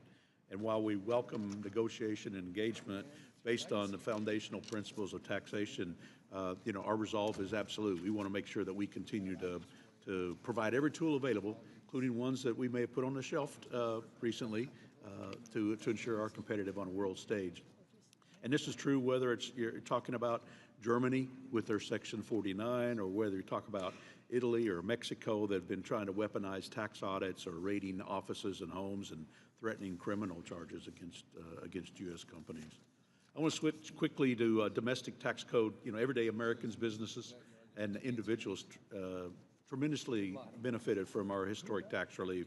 97% of taxpayers received a tax cut this past filing season, thanks to no tax on tips and no tax on overtime and increased standard deduction and enhanced senior deduction.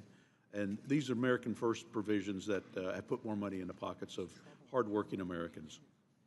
I want to recognize some of the changes, and as you've mentioned, in the Working Family Tax Cuts had with manufacturing, where there's research and development and capital expenditures that have been able to put in place for long-term growth. I only have a few seconds. I don't know if there's some comments you want to make about the economy and what you've seen over the last year.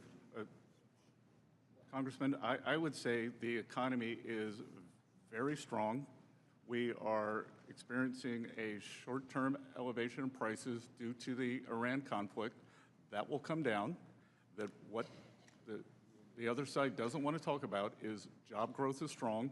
Except for April, we have seen real wage growth every month since President Trump took office. They don't want to talk about that 2.6% economic growth despite the shutdown in the fourth quarter of last year and despite the Iran conflict. We will get on the other side of this, and we are creating jobs. And importantly, Congressman, these are jobs for Americans, not the 5, 10, 20 million illegals that flooded across the border during the Biden administration. Well, great. Thank you for being here. Mr. Chairman, I yield back. Mr. Smucker.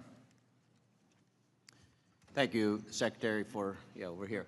Thanks for being here. Very much appreciate your leadership, and I think you just cited some figures about the economy that are really important. Real wages have been growing under this administration and after the implementation of the bill that we passed. Very different from what we saw under the Biden administration when people were really feeling the pain of the rising prices because wages didn't keep up. So grateful for, as I said, your leadership. One of my priorities in the big, beautiful bill was the Section 199 deduction, making that permanent. I've heard from businesses about how that's affected their investment decisions when they have that permanency ahead of them. So, and how they're doing is really important to every community that they reside in. And so I'm very proud of what we've been able to accomplish. I do want to very quickly, another of my priorities was direct primary care. Employers in my area using direct primary care as a way to provide better access to health care. We wanted to ensure that contributions to HSAs by employees are tax deductible. That was in the bill. We also wanted that to extend to employers, and I think there's some question about that as Treasury is putting together their guidance on that. So I just wanted to hear from you whether you agreed and whether you could assure us that Treasury's guidance will allow that to be deductible for businesses as well.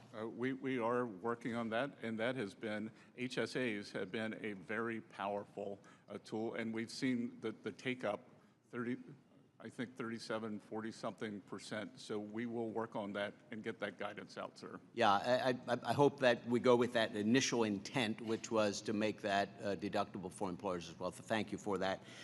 Wanted to, you had, I have to pull this up, the statement you made in regards or during the discussion with Schweikert in regards to the debt and the markets that I thought was really good, and I wanted you to expand on that if you would.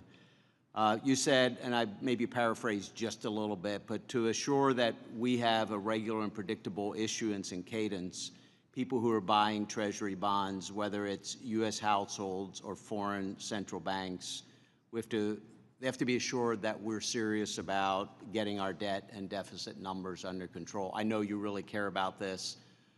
I certainly do. I feel at times like the American people don't fully understand the impact of the debt on their economic activity today, but the threat going forward. So I'd love for you to expand on that a little, talk about why that's important and what are the steps that we could be taking in Congress to address the debt and the deficit numbers. Well, let's look at a little bit of history, and this is MIT's numbers, not my numbers. MIT believes that almost 50% of the inflation we saw during the Biden era was due to the size of the deficits. So first of all, for the American people, not only does it affect the interest rates, our ability to issue debt, it also affects inflation. When you have these roaring deficits, money goes into the economy, and what the Biden administration did was they injected, you had a demand shock through giveaways, but then you constricted supply with the regulatory state, and that's how you get inflation. And this administration is doing the opposite. We had a fiscal contraction for calendar year 2025, and as I said earlier, we are cutting regulations, so we are increasing supply. whether it is energy for services. So that is why core inflation is down more than 0.5% since President Trump came in. One of the things we're talking about in the Budget Committee with Chairman Arrington is a resolution that would set a goal for Congress to get to a 3% deficit to GDP by within the next decade. This has bipartisan support. We're hoping to see that support grow. You've talked about this. You've set a goal of wanting to be at a deficit percentage of GDP starting with 3 by the end of the administration. I wonder if you could talk about the importance of that goal as well in just a few seconds I have remaining. Yes, sir. I came out from behind my very comfortable desk and am here today because I was concerned about that trajectory. And I do believe it is possible to get back to the historical level, 3% deficit to GDP. And while that is not a balanced budget, if you have nominal growth above that level, you are paying down debt. Thank you. Ms. Chu. Secretary Bessent, since President Trump launched his illegal war in Iran, you've repeatedly assured Americans that higher prices would be temporary. In March, you said Americans should expect only 50 days of temporary elevated prices. Secretary Bessent, it's been almost 100 days and inflation is at a 3-year high with no indication of going down. In May, you said help is on the way when it comes to skyrocketing gas prices.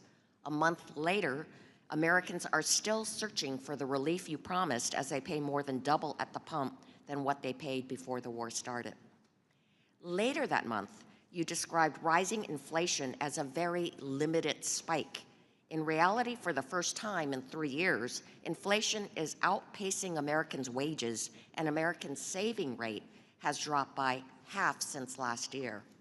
And just yesterday, before the Senate Finance Committee, you again characterized inflation as a short-term blip. Recently, President Trump proudly claimed that he doesn't think about Americans' financial situation when it comes to the war with Iran.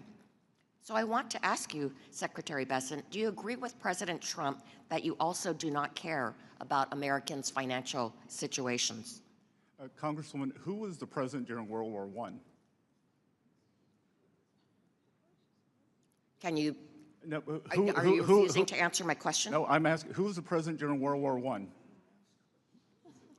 I don't know, but clearly you are not answering my question. You don't know who the president during World War I was. So, but let me tell you. So I'm clearly getting the idea that you do not want to answer whether you agree with President Trump that you do not care about Americans' financial situations. President Trump does care about Americans' financial situations. Well, he actually said that he doesn't. No, that is a truncated thing, like everything is, that he is future-proofing, because I can tell you Americans' financial situations would be devastated if Iran got a nuclear weapon and there was a permanent shutdown of the flow of energy out of the Middle East. Well, then let me ask you, was your prediction... And I promise you that I'm taking my time back. I will promise you that President Woodrow Wilson, who was president during World War I, the Germans did not attack us. That he got into that. It was well, you're not answering the question, so let me ask this. And I guarantee was your prediction that Americans would face only 50 days of temporary elevated prices wrong? You said that Americans would face only 50 days of temporary elevated prices. Was that wrong, since actually, of course, we're at 100 days now? How much have gasoline prices come down from the peak? 7%. Crude prices are down more than 20%. And gasoline prices follow crude prices. Well, then reclaiming my time. Those are inconvenient facts. Reclaiming my time, gas prices are up by 50% since Trump war started and up nearly 30% from last year. Diesel and jet fuel prices have risen even faster because refining markets are strained. Utility costs have soared due to higher natural gas and fuel input costs. And that means commutes, home heating and electricity, airline tickets and delivery fees are all more expensive. And how about grocery prices? They jumped more in April than they did in nearly 4 years since when Biden was president. Beef is up by 15%, Tomatoes are up by 40%. Bread and milk are up 8% and 5% compared to 3 months ago. And it's those lower income households that are hardest hit by Trumpflation. They're forced to cut back on spending. I know it's an inconvenient. Excuse me, it's my time, I know it's an but inconvenient fact, but I know but that it'd be prices- hard for a food billionaire prices like you are to up. imagine how these lower income households would be hit by inflation. In fact, Trump said he couldn't care less about higher car prices for Americans. Do you agree with that statement? I believe that food prices are up food at home, 2.5% since President Trump took office. I know that's an inconvenient fact for you. You're from California. Maybe you care about avocado prices. Maybe you want them higher, but they're down 19%. Well, all you have to do is to go to the grocery store to see that beef is up by 15%, tomatoes are up by 40%, and bread and milk are up by 8%. You don't get to pick and choose. It is a basket, and the basket is up 2.5%. During the Biden era, it was up 5% Well, a year. you paint such a rosy picture. 5% a year. But I think Americans are not experiencing this rosy picture that you paint. They are asking, are my wages keeping up with costs? Can I afford the things that my family needs? And I'm afraid the answer is no. I'm afraid you're incorrect, because we had real wage increases every month since President Trump took office, except for the month of April. So I know the facts don't align with your narrative, but please, you're entitled to your opinion. Your narrative is not lining up with what Americans are experiencing right now. You're entitled to your opinion, not your own facts. I yield back. Mr. Hearn. Mr. Secretary, it's good to see you. Thanks for being here. Great to be here. And I can see you're talking a lot about the facts. The facts are, is during the 4 years of Joe Biden, we had a 25% increase in prices. No way did the wages keep up during that time. The highest gas prices we've seen in the last decade were under Joe Biden, but my colleagues have gotten amnesia. But almost a year ago, Mr. Trump signed the working family tax cuts into law and preventing the largest tax increase in American history. And I want to thank you, Mr. Secretary, for your hard work and for your partnership in getting that across the finish line. A huge part of the working family tax cuts was making permanent many provisions of the 2017 TCJA, including eliminating the lockout effect, encouraging companies to bring intellectual property and profits back to the United States, lower rates for all Americans, the pass-through small business deduction, and immediate expensing provisions, all of which have been proven to drive tremendous growth and job creation. Prior to last year, the lack of permanency in these policies hindered economic growth and job creation. But thanks to the working family tax cut, businesses now have the certainty they need to plan, grow, invest, and create jobs here in America. I now want to shift focus to the expensing of factories, which is a new pro-growth tax policy in the working family tax cuts. After the passage of TCJA, bonus depreciation allowed businesses to deduct the full cost of equipment and machinery immediately. But the factory building that housed the machinery had to be depreciated over a much longer 39-year schedule. This created a major gap in U.S. tax policy. Manufacturers could quickly recover the cost of machines, but the cost recovery for the enormous capital investments in the physical factories lagged far behind. Last year's tax law extended accelerated expensing treatment to the structures of new domestic production facilities, allowing manufacturers to quickly recover the cost of the building, and in turn make it significantly more attractive for companies to invest in expanding U.S. manufacturing capacity. And in fact, they have. We see that, we hear about it, we read about it. Those are the facts. Following the passage of the working family tax cuts, 52% of manufacturers surveyed said they would intended to use the new provision to immediately expense the cost of the construction or expanding a manufacturing facility over the next 4 years. Mr. Secretary, my first question is, last year I asked you about the importance of this provision, and you said that expensing for factories in a way puts us on a level playing field with countries that heavily subsidize their industries. And as you know, this provision expires at the end of 29. Do you believe this provision should be made permanent or extended to continue incentivizing the expansion of U.S. manufacturing capacity and job creation? And then also, in your response, could you also talk about what this does for your 333 plan and how that's part of the integration of that? I think we should extend or make it permanent. I was able to go and visit Winnebago in Minnesota, and they told me that because of the expensing, they were on the fence on whether to do a battery project for their RVs in Florida to build a factory. but because of the full expensing of equipment, full expensing of structures, they were doing it. And I think we are seeing that again and again. But Congressman, what is very important here, and I don't think people really understand, we are creating productive capacity here, and productive capacity is what generates future tax revenues. So you get the immediate hit to taxes now, but then you create an accelerated stream of income that is much higher, a multiplier effect after that. I call it the slingshot effect. So for 1 or 2 years, I think we're going to see this burst of factories and manufacturers that were encumbered under the Biden administration, and I think going forward, we are going to see a breakout in corporate income tax receipts. Mr. Secretary, I think what you're describing it shows the ignorance of the critics of this policy, because it's very easy to shut down a building or a facility, but much more difficult to rebuild something and re-staff it to move businesses back from abroad. So I applaud you. We're going to build it, and they are going to come. And then one final question. I have significant concerns on third-party financing of litigation in the United States, particularly regarding the tax treatment of these profits derived from it. And currently, these financiers are claiming capital gains treatment, and it is, and best, highly questionable that unadjudicated claims of harm constitute capital assets. This activity is distorting our judicial system and turning our court system into a casino. And I'd really love for your team at the IRS to work with me and look into how we have this tax treatment of this practice. There are many people across the nation are concerned about sovereign wealth funds and others that are gaming our system. Congressman, I look forward to working with you on that, especially international foreign money that is coming in and gumming up the works and sponsoring these lawsuits in our system. And paying no taxes. And paying no taxes. So I look forward to working with you on this. Thank you very much. I yield back. Mrs. Miller. Thank you, Mr. Chairman. Secretary Bessent, thank you for being here today. I've found it a little disturbing, the animosity and lack of decorum from some of the members of this committee.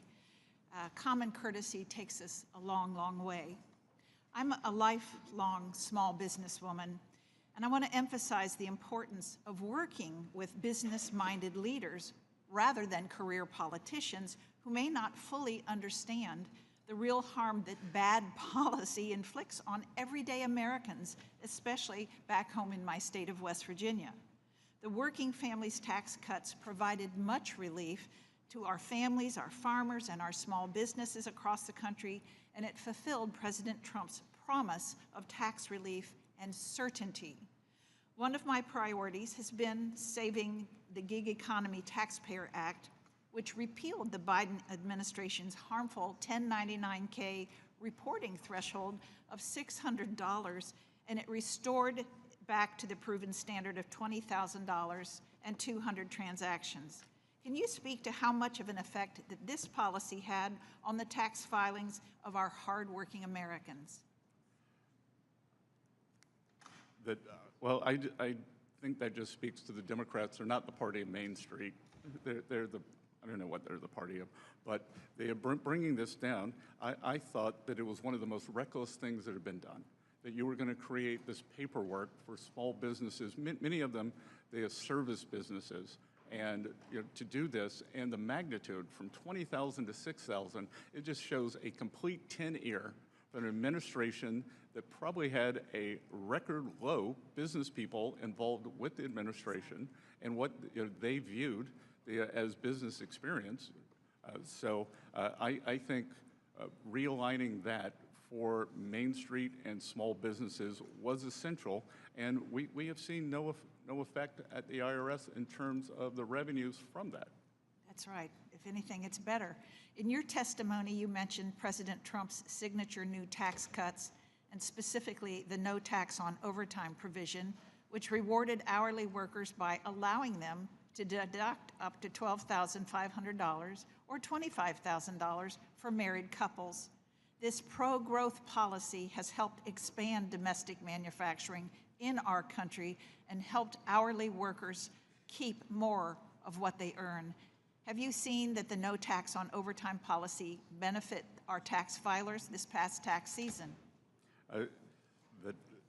Representative, I was with President Trump on April 15th in Las Vegas for a rally for tax day for his signature policies, and he asked for a show of support from the crowd. And we were at the home of the service and the tipped income. And actually, the no tax on overtime got a bigger ovation than the no tax on tips. And it's the American way. We had the 75% of the filers make under $100,000, 90% make under $200,000, and the average deduction was $3,100. And it's the American way. If you want to work harder, you get to keep more of your take-home pay. I was with a group of small business owners out in California near the Reagan Library, and they love it. I was in a local Italian restaurant there. The owner loves it because he was having staffing problems. So now he has experienced staff, he's happy to pay the overtime, and the employees are happy to work the hours. Very much so. Thank you so much. I yield back my time. Thank you. Before I recognize the gentlelady from Alabama, I want to inform members that at the request of our witness, I intend to call a brief recess following Ms. Sewell's questions, and I now recognize the gentlelady for 5 minutes. Thank you, Mr. Chairman. Mr. Secretary, you promised the American people that the big, beautiful bill would lead to big economic boom for the American people. In a statement you made on July 3rd, 2025, after the passage of the so-called One Big Beautiful Bill, you said that the legislation would unleash growth in the American economy. Republicans pledged that it would stimulate economic growth and lead to an additional $2.4 trillion in government revenue. However, the most recent GDP data shows that the economy barely grew in the last quarter of 2025 at a rate of only 0.5% and continues to fall below expectations in the first quarter of 2026. Time and time again, you told the American people not to believe their own eyes or what's in their bank accounts. While families have been hit with higher costs from Trump's illegal tariffs and his costly war on a war of choice in Iran, this administration continues to insist that the economy is thriving. The reality, sir, especially for the folks that I represent in Alabama, is that you forecast a 5.4% growth in GDP for the fourth quarter 2025 and only delivered a 0.5% growth. The reality is that wages have fallen behind rising inflation and that job growth dramatically slowed down since Trump took office. Mr. Secretary, I'm asking you rhetorically the following questions. I ask you, why was your analysis so wrong? And I'm asking you rhetorically, since you've shown yourself not to be able to answer questions on this side. So let me try to answer it. Could it be that Trump's illegal tariff or the cost of the war of choice in Iran were the reasons why your analysis was off? Whatever the reason, I want you to know that the people that I represent in Alabama are hurting under this economy. Prices in Alabama have fallen by 3.6% over last year.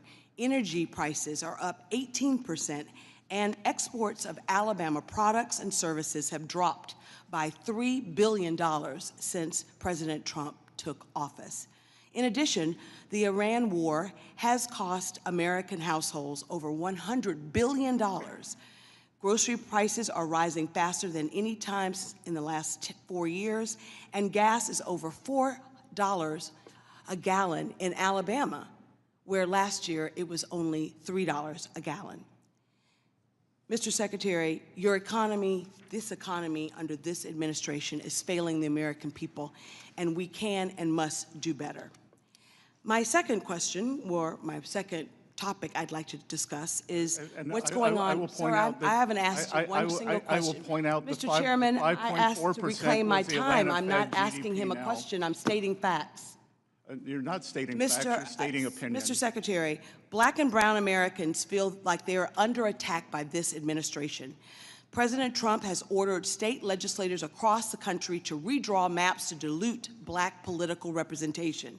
Moreover, Trump has weaponized the DOJ to go after groups like the Southern Poverty Law Center because of the work that they've done to expose white supremacy groups that are often supporters of President Trump. I am asking you, sir, that if the IRS plays a role in these cases, I ask that you ensure that the IRS is not improperly influenced by the president or this administration during the duration of that case, and I trust that you will make sure that that does happen. Lastly, Representative Davis and I sent several letters to the IRS, and I think that Representative Davis, during his questioning of you, asked you about it.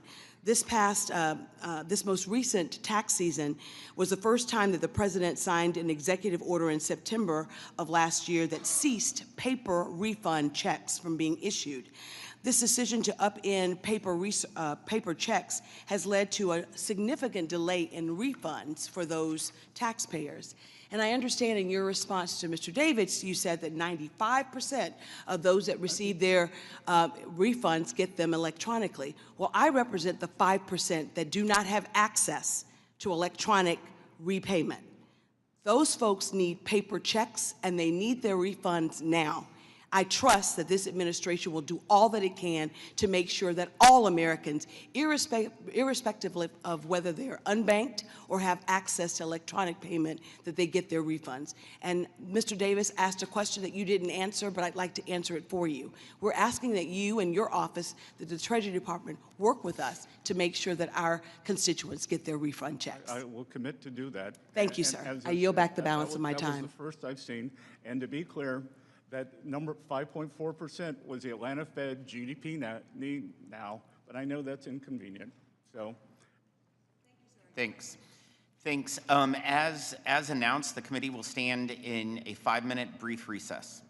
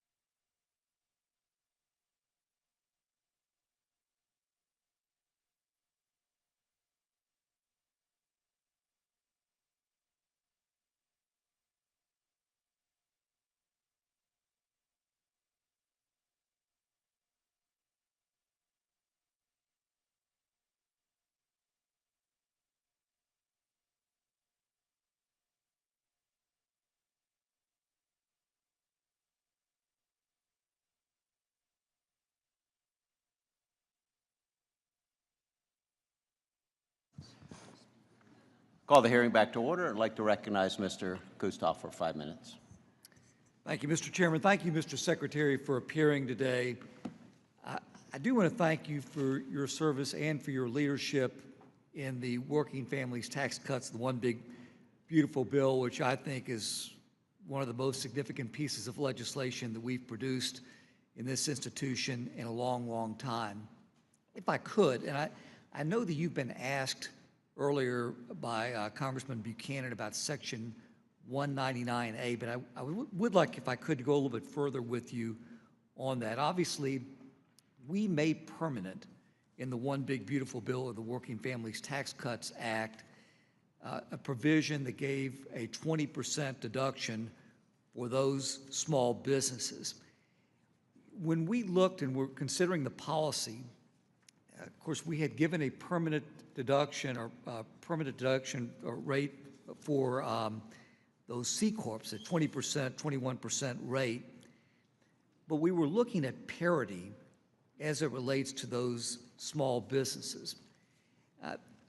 First, if I can ask you to give, in your opinion, the effect of the permanency for those small businesses and for the pass-throughs.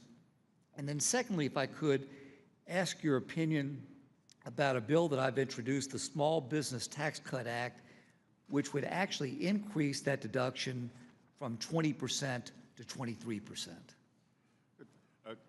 Congressman,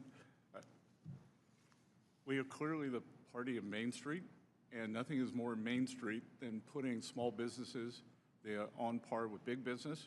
And what we are seeing is the great certainty. For many people in small businesses, many of them mortgage their homes for these businesses. So it is the certainty that enables them to invest, to hire people, to plan for the future. And I think we are going to see that. The other thing that we are doing at Treasury is trying to unleash our small banks, because small and community banks are the lenders to these companies.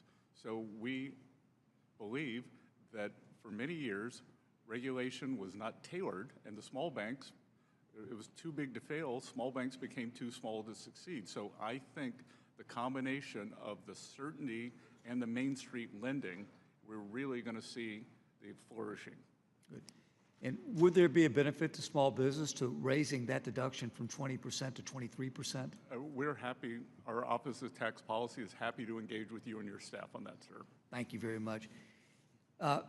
Mr. Secretary, as it relates to rates and yields, think about the bond market. And I was looking at some quotes from the Clinton era, specifically James Carville, if I could quote him. This is him talking about the bond market. He said, "I used to think that if there was reincarnation, I wanted to come back as the president or the Pope or a 400 baseball hitter. But now I'd like to come back as the bond market. You can intimidate everybody." And then a second quote from President Clinton to your predecessor, Secretary Rubin. He said, "You mean to tell me that the success of the economic program and my reelection hinges on the Federal Reserve and a bunch of blank bond traders?" Let me ask you, if I can, to give maybe some certainty or some clarity to those bond traders, those in the bond market, and the relative state of our economy. The state of our economy is strong. We are having a short-term level increase in price levels. We will get to the other side of those, and I defy this side of the aisle to tell me what is wrong with our economy. We've had 2.6% GDP growth per quarter since President Trump came in, and that's despite the Democratic shutdown in the fourth quarter and this conflict that we're going through. So I'm very optimistic on the other side, and in my view, and we are going to push this, the U.S. will be hosting the G20 this year, and we have the leadership that the biggest threat to financial stability is a lack of growth. And I believe that we can grow well in excess of 3%, given the deregulation and great tax policy. So, and Congressman, back to your initial question, it's all about certainty. so we have permanence. If you want to come, if you're an American or a foreigner, come to the U.S., build your business, you have tax certainty, you have energy certainty, you have regulatory certainty, and that all flows back into the Treasury. And what comes into the Treasury is stability.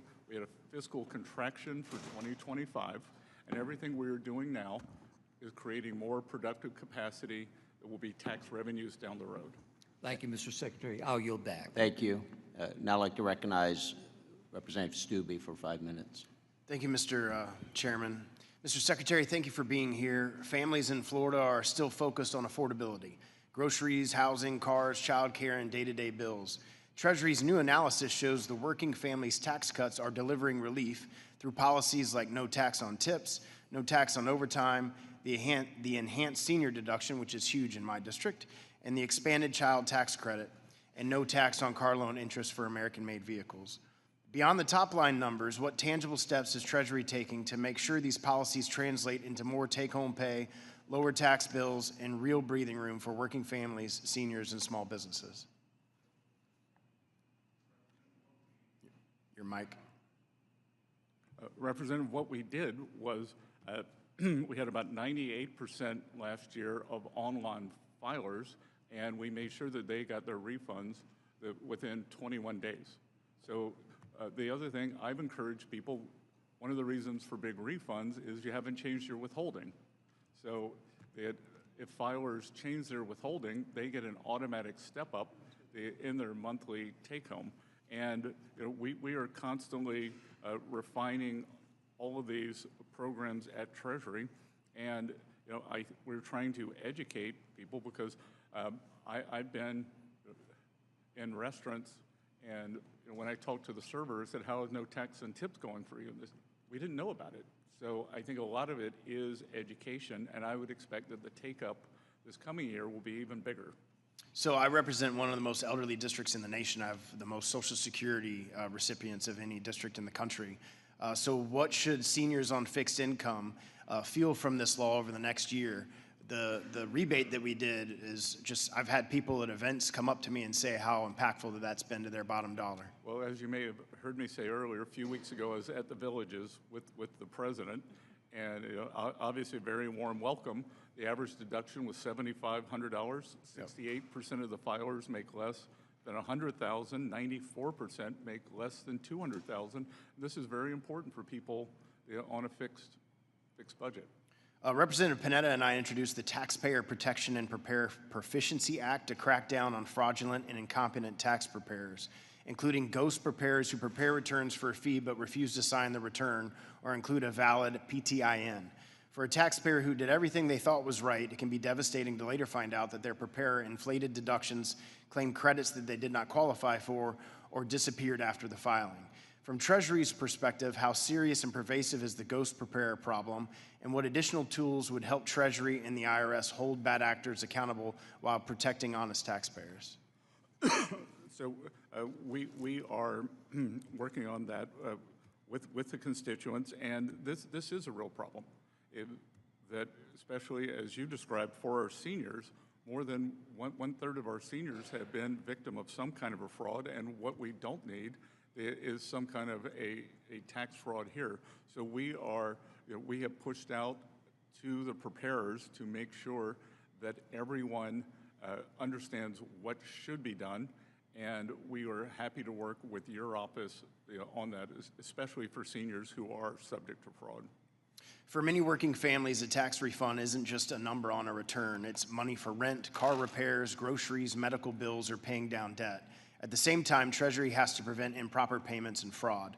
How is the Treasury utilizing modernization efforts to get refunds out quickly while balancing the need to protect taxpayers and the Treasury from fraud? Well, last year, approximately 98% of taxpayers filed an electronic return, and we were able to, if everything was in good order, we were able to get that return sent electronically within 21 days. The other thing we are doing that is very, very important, we now have the means to say, we don't think your return is correct, and this will likely trigger an audit. Do you want to do you want to have another shot at this? And that is very helpful in terms of, down the road, in terms of the number of audit cases, and for taxpayers who they or their preparer may have made an honest mistake. In the 20 seconds I have left, is there anything that you haven't had an opportunity to address from the lies from the Democrat side that you'd like to address in this time? Again, we've got a temporary inflation spike, groceries, as the Democrats, or many people like to say, it's up 2.5% since the president came to office. We work on this every day. The underlying economy is very strong. The jobs numbers, they are good. Construction jobs are up. And what I want to say, Congressman, is these are private sector jobs. Private sector jobs. We could have started any government program and put 1 million more jobs on the board. That it's private sector jobs that enables Americans to have real wage increases. And every month, except for April, Americans saw real wage increases. That's a great point. Thanks for being here. Thanks for all your good Gentleman's work. time has expired. Recognize Ms. Moore for 5 minutes.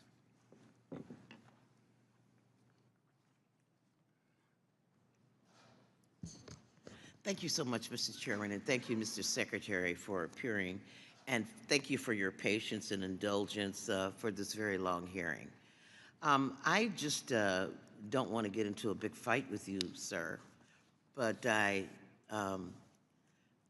would have to agree with one of my colleagues that spoke earlier. These are some Dickensian times, and for some people, that these are the best of times. And we have heard you reiterate over again about how strong the economy is, how this inflation is very short term, how job growth to you looks promising. Good thing the jobs reports comes out tomorrow instead of today. Representative, I wish it had come out today because okay. I don't have any prior knowledge, so I don't want to move the market. Okay, so I guess,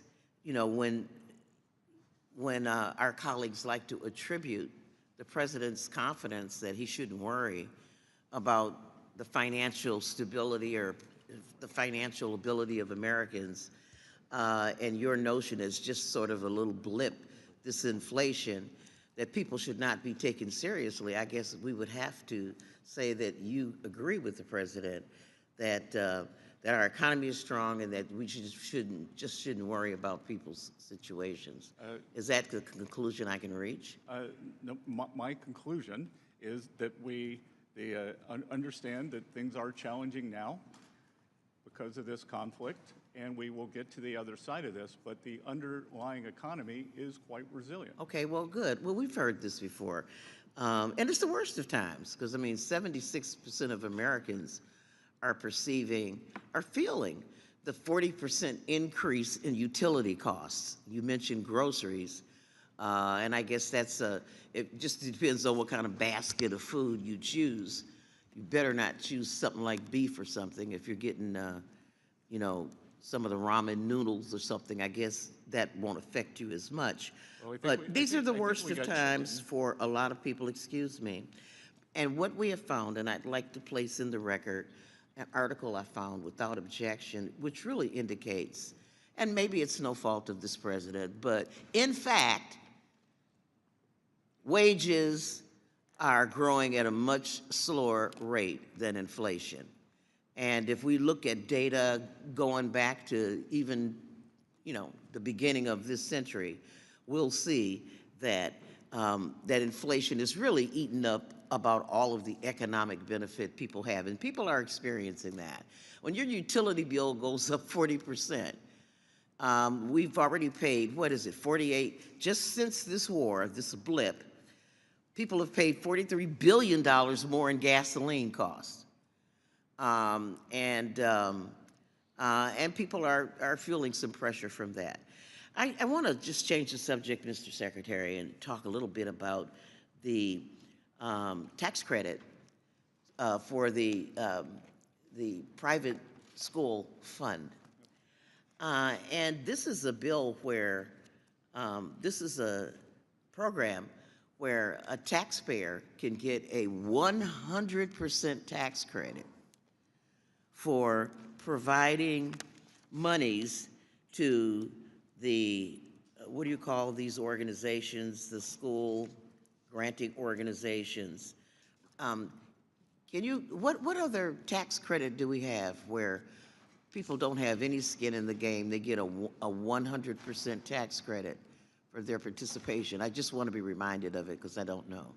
Again, I don't know why you think there's no skin in the game, because this can go to students in public schools for tutoring. It can go to handicapped students. Well, you know, I guess kids in public school don't pay tuition, and so I don't know how. If you wanted to hire a tutor for your child, you could do that. But I guess I'm talking about the taxpayer, sir. So I'm talking about me as a taxpayer. If I want to provide money to a school, and say it's a school, and let me get to the point. What if I want to donate my money to a school that doesn't follow any of the civil rights protections? You know, I don't want to admit LGBTQ students. I don't want to admit black students, or what would, and I'm going to get a dollar for dollar tax credit for that. What other tax credit program do we have that's similar to that? Almost nothing. Nothing. And many of these are for religious schools, ma'am. Exactly. And so this is sort of an inequity we're building into the system. And my time has expired, but I just want the record to reflect that this is an inequity where we're circumventing the state's rights. Gentlewoman's time expired. Well, will you indulge me? I couldn't disagree more. Yeah. Okay, I have a unanimous consent request to put these materials in the record, Mr. Chairman. Without objection, and now I'd like to recognize Mr. Fitzpatrick for 5 minutes. Thank you, Secretary Bessent, for being here today. We appreciate it. Sir, since the beginning of Russia's war with Ukraine, many of us have worked to make it unmistakably clear that Russia's illegal campaign of aggression will not be normalized nor rewarded. And that is why several of us have continued to advocate for sanctions that will put economic pressure on Russia and ensure that any peace agreement is durable, is real, and is agreed to by the government of Ukraine. Last year, a large bipartisan group introduced something called the Peace Through Strength Against Russia Act, comprehensive legislation that mandates sanctions on Russian officials and entities supporting Russia's defense, energy, and transportation sectors. This bill would close loopholes, fueling Russia's war economy, targeting Russia's energy leverage, and impose sanctions for war crimes, including the kidnapping and wrongful deportation of Ukrainian children. It establishes a 500% tariff on all imports from Russia to the United States, as well as on products from any nation which continues to enable this war through the purchase of Russian origin oil and natural gas. This committee and this Congress, I believe, have an obligation to provide the administration with the tools necessary to deliver lasting peace through strength. On May 18th, the Treasury announced a further 30-day extension of sanctions waivers permitting the purchase of Russian seaborne oil, citing the need to support energy-vulnerable countries affected by the supply chain disruptions in the Gulf oil markets. And while it was intended to address energy shortages, the waiver has the potential to enable continued Russian oil exports that generate revenue for the Kremlin, revenue that could be used to sustain Russia's ongoing war effort. So, Mr. Secretary, again, thank you for being here today. Just on that point, what safeguards are in place to prevent the Kremlin from using this extension to fund its war against Ukraine? Can you expand on the rationale for this waiver and potential for there to be financial benefit to Russia in this war effort? And then lastly, is the Department of the Treasury prepared to implement meaningful sanctions against Russia, such as those described in the legislation I just referenced?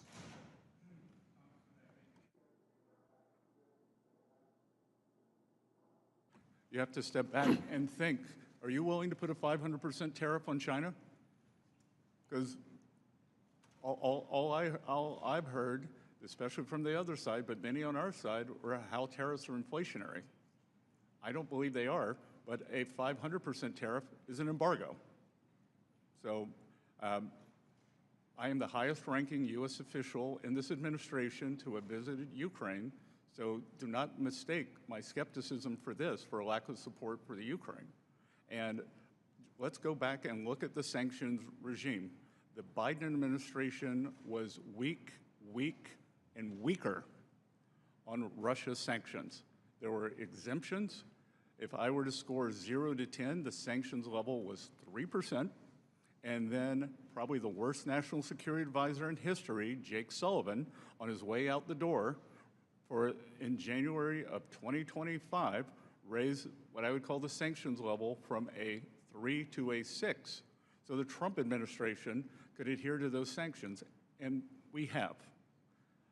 In October of 2025, President Trump asked me how could he really turn the heat up on Russian Federation, and I said, you could do what no one else has done, sanction Lukoil and Rosneft, and that has been done.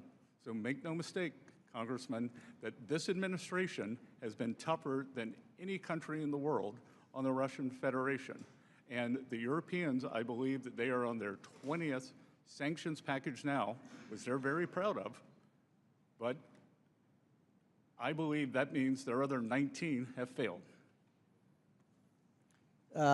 So just to follow up, Mr. Secretary, do you believe that and this is an open-ended question, that's why we're having this conversation, do you believe that the current sanctions structure is sufficient? Do you think any changes need to be made to that?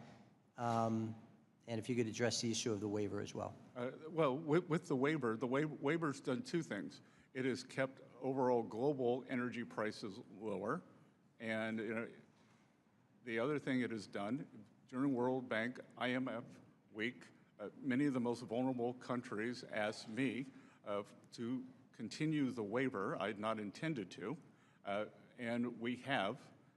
My guess is, or my strong inclination is, that if there are further waivers, that they will be country-specific and not generalized. And the Russian Federation has seen very little incremental revenue because of the waivers. Their oil was always going to China, and now the oil can go to our allies. Gentleman's time has expired. I'd like to recognize Ms. Tenney for 5 minutes. Over here. Thank you so much, Secretary Bessent, for being here. And while we're on the energy topic, I do come from New York, where we've banned natural gas drilling, and we're talking about affordability. We still haven't hit the peak gasoline prices in my state that we had under the Biden administration, and we weren't dealing with a conflict in the Middle East. We didn't deal with the Democratic shutdown of our Department of Homeland Security last fall. We also didn't kill the Keystone Pipeline, banned all new oil and gas leases, and also restrict leasing on 13 million acres of land in Alaska. And the Biden administration was only able to bring prices down by releasing 50 million gallons in November of 2021, another 180 million gallons, a million per day in March of 2022, and that was the only reason our gas prices came down. So as a New Yorker who's very sensitive about energy prices and really bad energy policy that's driving up the costs in our state, and you can look, I think if you looked at some of the stats you've put out, if you just took out New York and California, for example, the prices would probably be substantially lower on average, and actually your numbers would look even better. So I just want to say thank you for recognizing some of those things that I think my colleagues on the other side haven't seen. But I do want to give you... And Congressman, I would say that no one likes paying higher electricity prices, but that is a state issue, and it is really a red state, blue state issue, because blue states have not built new capacity, and red states have. So it is a regulatory morass that we see, unfortunately, in great states like New York, and what the people are subjected to. Absolutely, and it's a transmission issue, and a pipeline issue, and an access issue, and lack of common sense. But let's talk about the positive things, because we want to talk about the H.R. 1 and your help in getting that across the finish line. Obviously, it was a monumental piece of legislation building on 2017 tax cuts that I actually was in Congress for and voted for, and we are grateful to you and your department for making that happen. I also want to make sure and recognize, you talked about some permanency today, and I want to make sure that we recognize one of the signature pieces of legislation that I co-authored actually with my colleague, Representative Sewell, and it's the making the new markets tax credit permanent. as part of H.R. 1, and that was something we fought hard for, and it was very bipartisan. In my district alone, in upstate New York, which is way up in the rural areas, New York 24 stretches from the St. Lawrence Seaway all the way to the Niagara River. The New Markets credit has delivered over $38 million in total project financing, supported by over 350 full-time jobs, and has brought real investment to communities in our region that Washington often forgets, and we appreciate you for that. And the permanency also, it really helps our rural communities, especially low-income neighborhoods, and oddly enough, very similar communities that Ms. Sewell has in Alabama. So we want to thank you for that. And also want to just thank President Trump. The infrastructure's been significant. You talked about permanency and why that's going to be good for our communities. I do want to ask you a little bit, if we could just get into, when it comes to the implementation of New Markets, the Community Development Finance program and that fund. Can you just give us an update on that and where we are going to be with that in the future? In terms of the CDI? CDI, yeah, where we are with CDFI and how, and that looks like we're moving full speed ahead on that. Yep, so the OMB apportioned the funding for fiscal year 2025, and we had to restore accountability. Over the last year, my team has reviewed rhetoric, priorities, and we are getting CDFIs back to their core business. It's not going to be financial engineering. It's not going to be wasting taxpayer dollars, and we think that they are important when used properly. But one of the biggest financial frauds of last year, Tricolor, was the CDFI. So are we going to see, when are we going to see a timeline on that for our applicants? We know that, do we have is that coming out of Treasury? I'll have my staff get back to yours tomorrow. Okay, that'd be great. We appreciate it. Hope you run for president. Thank you.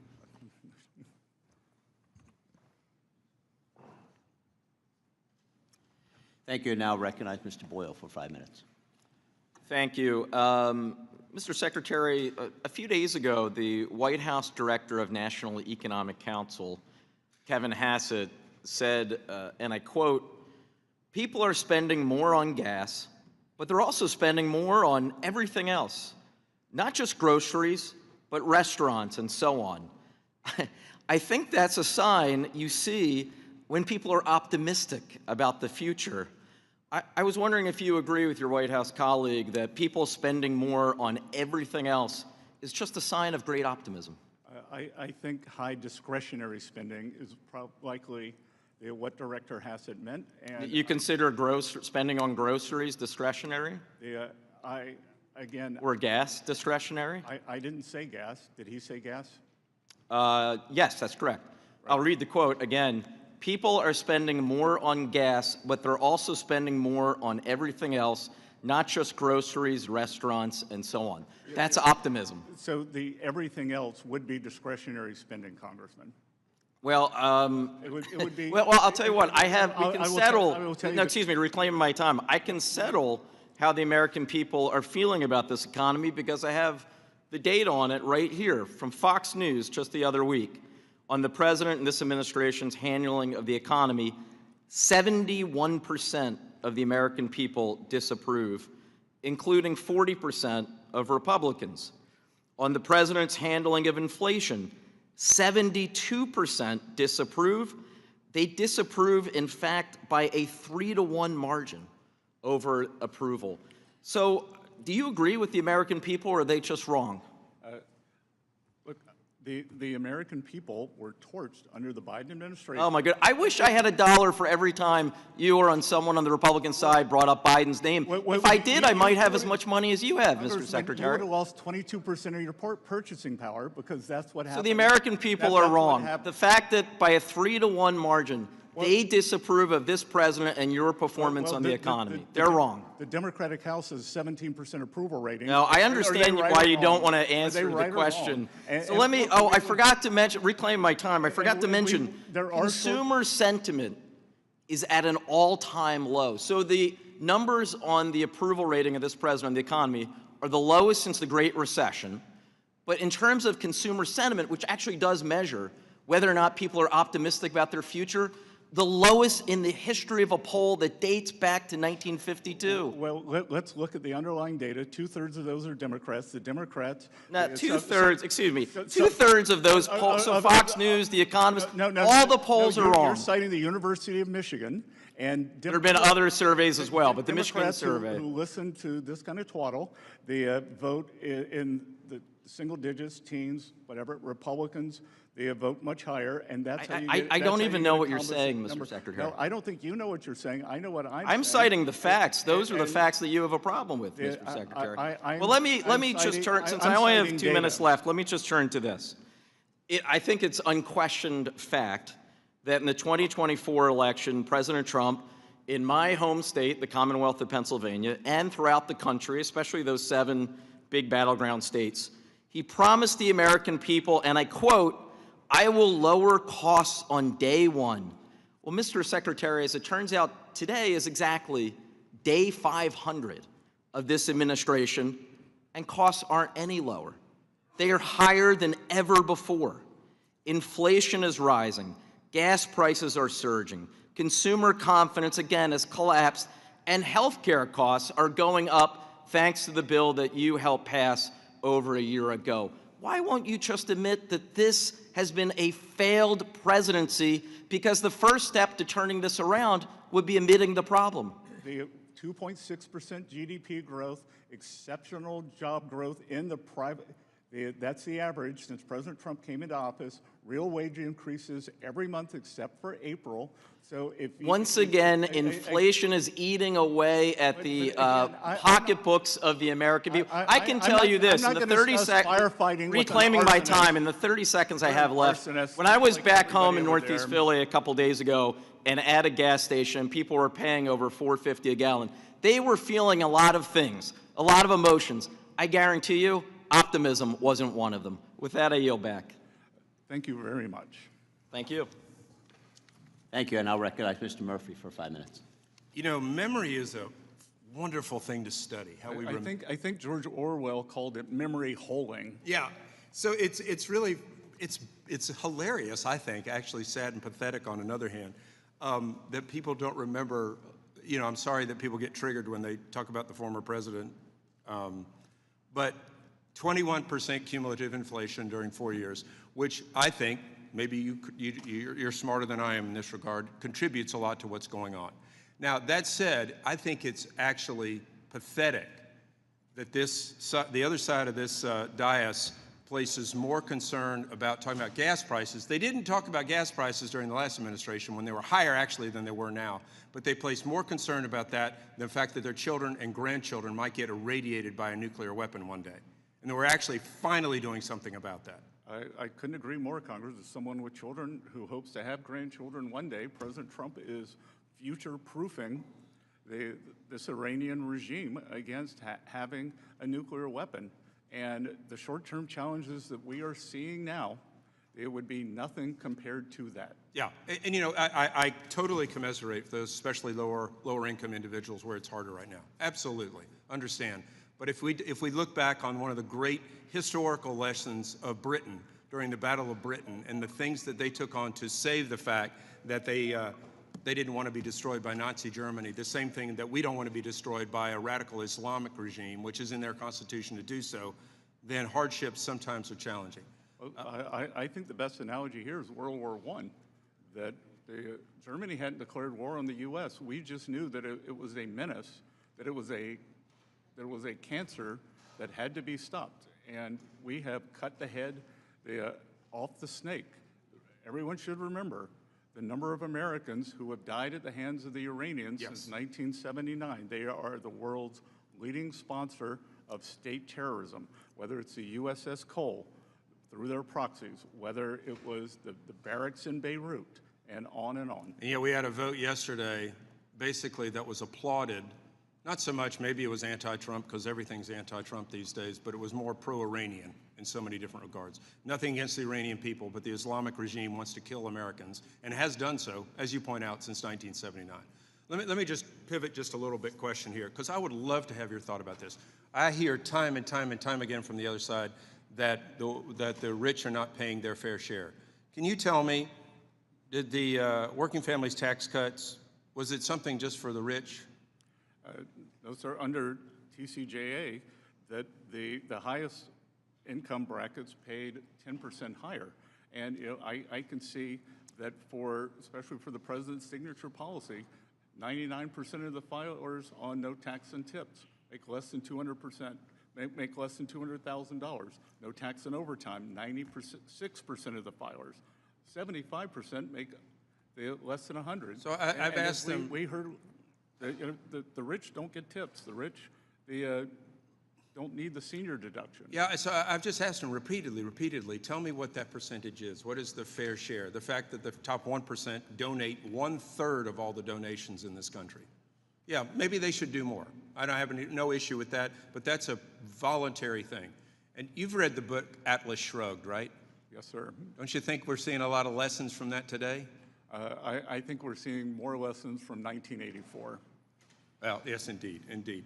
Let me pivot just a little bit to a challenging topic, and that's our debt, and the fact that I think we've had pro-growth policies put forth in our tax bill, which may not be readily apparent right now, right?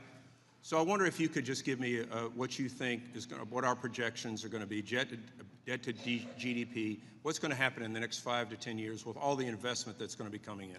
Well, as I said earlier, Congressman, that we are creating highly productive assets that will be generating the high returns that will then go into the tax base. Yeah. This manufacturing renaissance that we're seeing creates jobs in two ways. The companies will be paying more taxes. They availed themselves, as we wanted them to, of the 100% full expensing on equipment, for equipment, for factories, for farm structures, and that will go into the tax base. I call it the slingshot effect. Right. Pull it back, and then it starts paying off. Yeah, it's like a slinky. You know, if God forbid there was a Democrat that got into the next White House, they're going to come in and claim all the wonderful benefits that we're going to see at that point in time. Just kind of like the Biden administration talked about all the job creation after they destroyed all the jobs and then just restored them. So thank you for the work that you do. You are doing the good Lord's work in a very, very challenging environment. You're deeply appreciated. Thank you. I'll yield back. Good. Thank you, sir. Thank you, Ms. Fishbach. Thank you, Mr. Chair. And Secretary, I want to say thank you for being here because it's always good to see you, and I genuinely appreciate the information that you have and when we have the opportunity to have the discussion and be able to ask questions.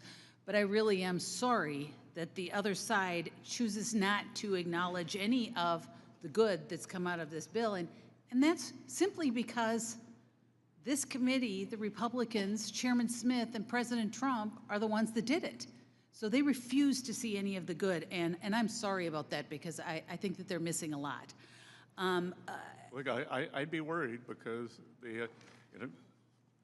all these tax returns that we got that had one of the president's signature policies, they all voted against them. They all voted for the biggest tax hike. They all voted against increasing the child tax credit. They voted cut it in half. And I feel like they did it simply because President Trump supported it. Simply and because. so, yep, absolutely. And I do feel sorry, and I am sorry about the fact that they believe that being rude is the way to have any kind of discussion, and that the only thing that they're seeking is social media clicks. And so I apologize for that because I not only your position, but also the information you're able to provide. And I think it's important that we have civil discussions as opposed to this kind of yelling at people and not letting them speak. So I apologize for that. But I just wanted to ask a little bit. My district is very rural, very family oriented. And so I wanted you to maybe talk a little bit about particularly those families that benefit from what we've done in the bill, you know, the pro-family provisions, and maybe a little bit about that so that people can understand better what we really did for those families. Well, first of all, permanence is very important. We increased the child tax credit from $2,000 to $2,200.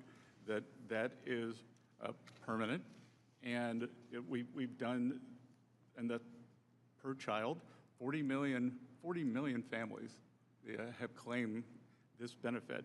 And with everything here, you know, as someone studied the history of economics, we would have had a cataclysmic event if we'd had a $5 trillion tax hike. Absolutely, absolutely, and I think it's incredibly important, like I said, to not only to all of the families, and I, like I said, represent a rural area with lots of families, and so I think it's incredibly important that we do provide those kinds of tax breaks for those folks. And what would have happened had we not been able to do that is incredibly scary. And I think we have a barbell here. The representative that we have on one side, it's the expensing of business equipment, can be farm equipment. We have ag structures. And then on the other side, the president's 4 signature policies.